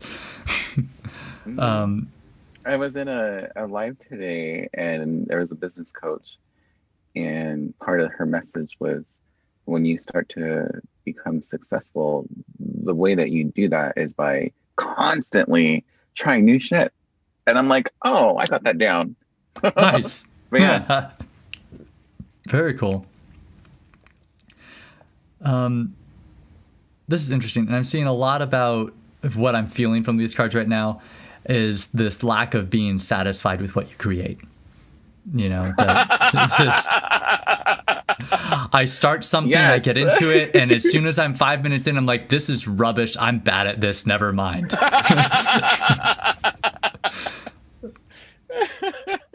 Why do you think I'm such a perfectionist? And an imperfectionist. Let me say that. An imperfectionist. Nice. I like that. I'm going to start trying to practice being an imperfectionist. That's a really healthy way to live. Set it and forget it. Right. I love this. I love the reversed magician as the imperfectionist, actually. I really like that. But this is cool, to say that when you're sitting here and you're trying to create something but feeling unsatisfied with the result, that is the creative space that's moving you in the right direction. That is the mindset that is keeping you authentic and true to yourself. You're looking down at your table and like, doesn't give me that spark. I don't think it's it. And because you know. Like, you're looking at it, you're like, that's not it. I painted that. I tried. That's not it. So again, I feel like I'm delivering a bunch of frustrating messages, but I want to remember the intention that we set for these cards was specifically that this is how you really do achieve that end goal of creating something that's sincerely you, sincerely yours, and gets the reception that you're looking for. And it is a bit of an arduous process of attempting to create over and over again and throw something at the wall until it finally sticks. Jupiter. Yeah. Oh my God. Very, very just like, is Jupiter here? Nah, no luck here. Is Jupiter here? Nah. Where is my Jupiter at? Brittany mentions in the chat that you are like the Fool personified because you are so positive and bubbly. And I just wanted to share that with you because you already know it, but I wanted to share it with you that it was recognized. Yeah. Oh, thank you. I love that. No, totally. Like when you're saying frustrating, I'm like, it's happened so much that I just kind of like adapted. Right. This is normal. It's okay. Out. Fuck it. That's tomorrow. Yeah. Okay. That's such an interesting setup for Go. Are you ready for the last card? Okay. Yeah. Okay. I have a feeling it's going to be more of the same. I wonder. It's just going to be like reversed Ace of Wands. Suck it. No, I did you better. I'm not going to do you dirty like that. Love it. We pulled you the Page of Swords. Which is really rounding out the willingness to try anything message that you kind of brought up earlier. The Page of Swords has such Gemini energy, such jack of all trades, such I'm going to try a little bit of everything, lose my focus and attention on it 5 minutes later and try something else. I don't want to commit to any one thing that would prevent me from being able to also choose anything else that I wanted. So if I go too far down one road and too far down one project, I start to get nervous. Like, is this the one? Do I want to be investing this much time? Is this worth it? This is like 2 days I've been on this one project. I don't know if this is the one. So that kind of energy, allowing yourself the freedom to do anything, to not be committed to anything. It's going to be 2 months later. Remember when I was talking about publishing? It's not that anymore. We're not a writer. We're a singer now. A singer now. I was actually writing lyrics. Wouldn't you know? And it was actually the slam poetry that moved me into singing. It's been a process. But yeah. That's pretty cool. Yeah, being that free spirit to be like, it could be anything, and I want to try everything. Yeah. So I'm doing these like 11-day rituals, and I try something new every 11 days. So if it doesn't work for me, I'm like, whatever. You are nailing this. You are already. You didn't even need me to tell you what to keep going. I literally was studying to be a certified SEO analyst, and once I got like into it, I'm like, I don't. Yeah, there's good money in it, but it's not me. Like that's not something I want to do. So I completely shifted to spirituality. Yep. But yeah, and now art and shit. All over the map, and just as you should be. Yeah. I love a reading where I'm like, well done, keep it up. Sounds good. You are on it. You are, yeah. Yeah. I appreciate it. Yeah. Yeah. Thanks for calling in. This was good. Yeah, thank you. Do I just hit leave or are we done? What's going on? Well. Direct You me. could leave. Because there's 1,000 possibilities. There's 1,000 possibilities. You could leave, but then you'd be missing on this last little card. Oh. But you could leave. You could just leave. Of You could course. just leave. We could be done. That's fine. No, it's going to bother me later. All right. But I mean, so I'm going to make so this many possibilities in my real work quick. life. I'm going to make this real quick. In terms of frustrated Leo relationship, are you just looking for your eventual happiness, their eventual happiness? What's the end goal here? My happiness. You really want to manifest your own happiness. Whether it's them in it with me or not. I'm going for my Sweet. happiness. I've got 2 cards for you. They're both how-to cards. They're both how to bring happiness to yourself out of this partnership. They're a little different. One of them is going to be how you bring happiness to yourself while you're continuing to write love letters in this partnership. And one of them is how to bring happiness to yourself while you're employing dark magic to deeply and completely sever ties. And then... And record it. And whatever publish course it, of and work produce is the it. one you would prefer. Whatever course of work is the one that you would prefer to employ to ensure your happiness is the one I'd urge you to do. Okay. While you're writing love letters. Making yourself happy is a process of the lovers.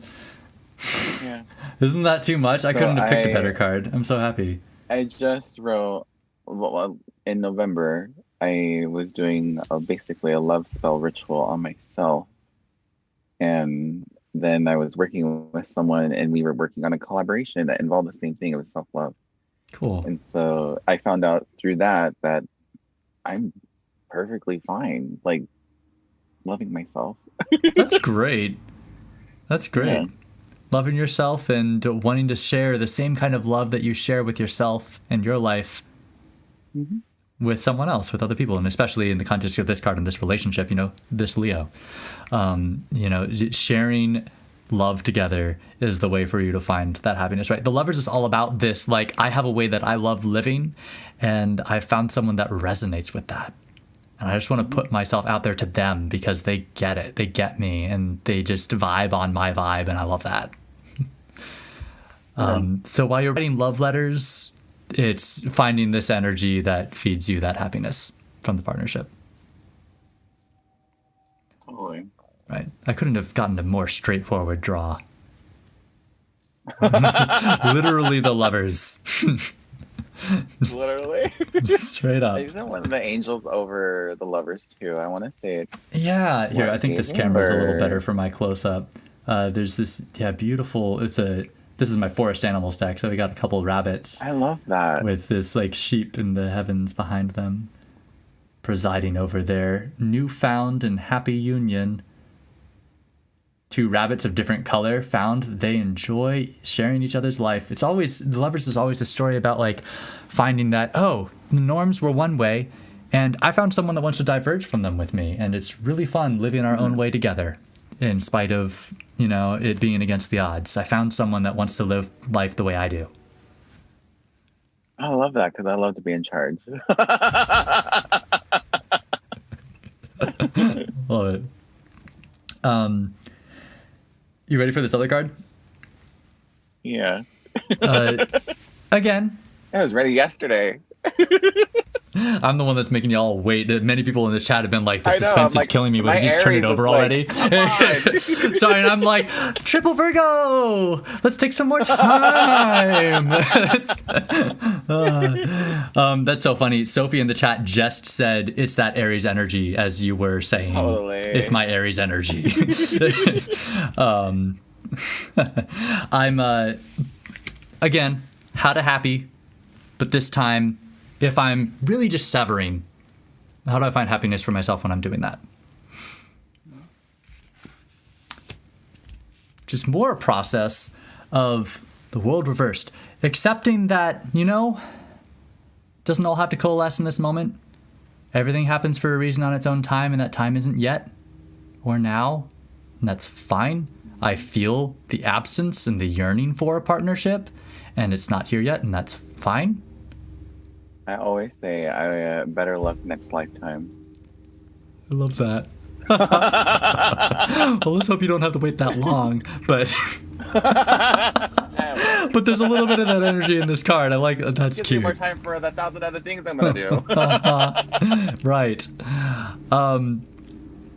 Finding happiness while cutting this professed Leo out of your life is more a process of accepting that absence after doing so. Already doing it.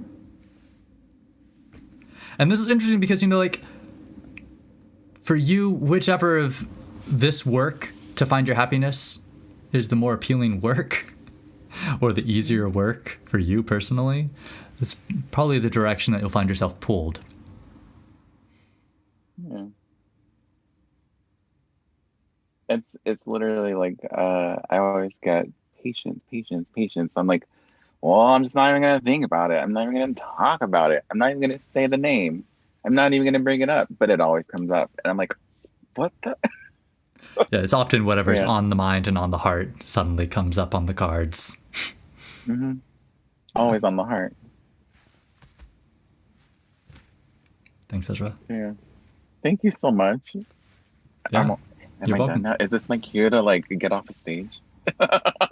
Right. If you're done, you don't feel like any burning follow-up questions. We're still here. I'm all looking around my things. I'm good. Thank you so much. You're welcome, Ezra. I'm Thanks, glad I you too. didn't cry and bawl. Yeah, we did it. It's just light, misty, nothing too intense. Yeah, I have some tears in my corners. Oh, nice. It's a good look. All right, Ezra. Thank you, Adrian. Take care. Thanks. You too. Cute. Let's see. I should switch to the correct screen. My call's over. There we go. Oh, that was awesome. We did two, everybody.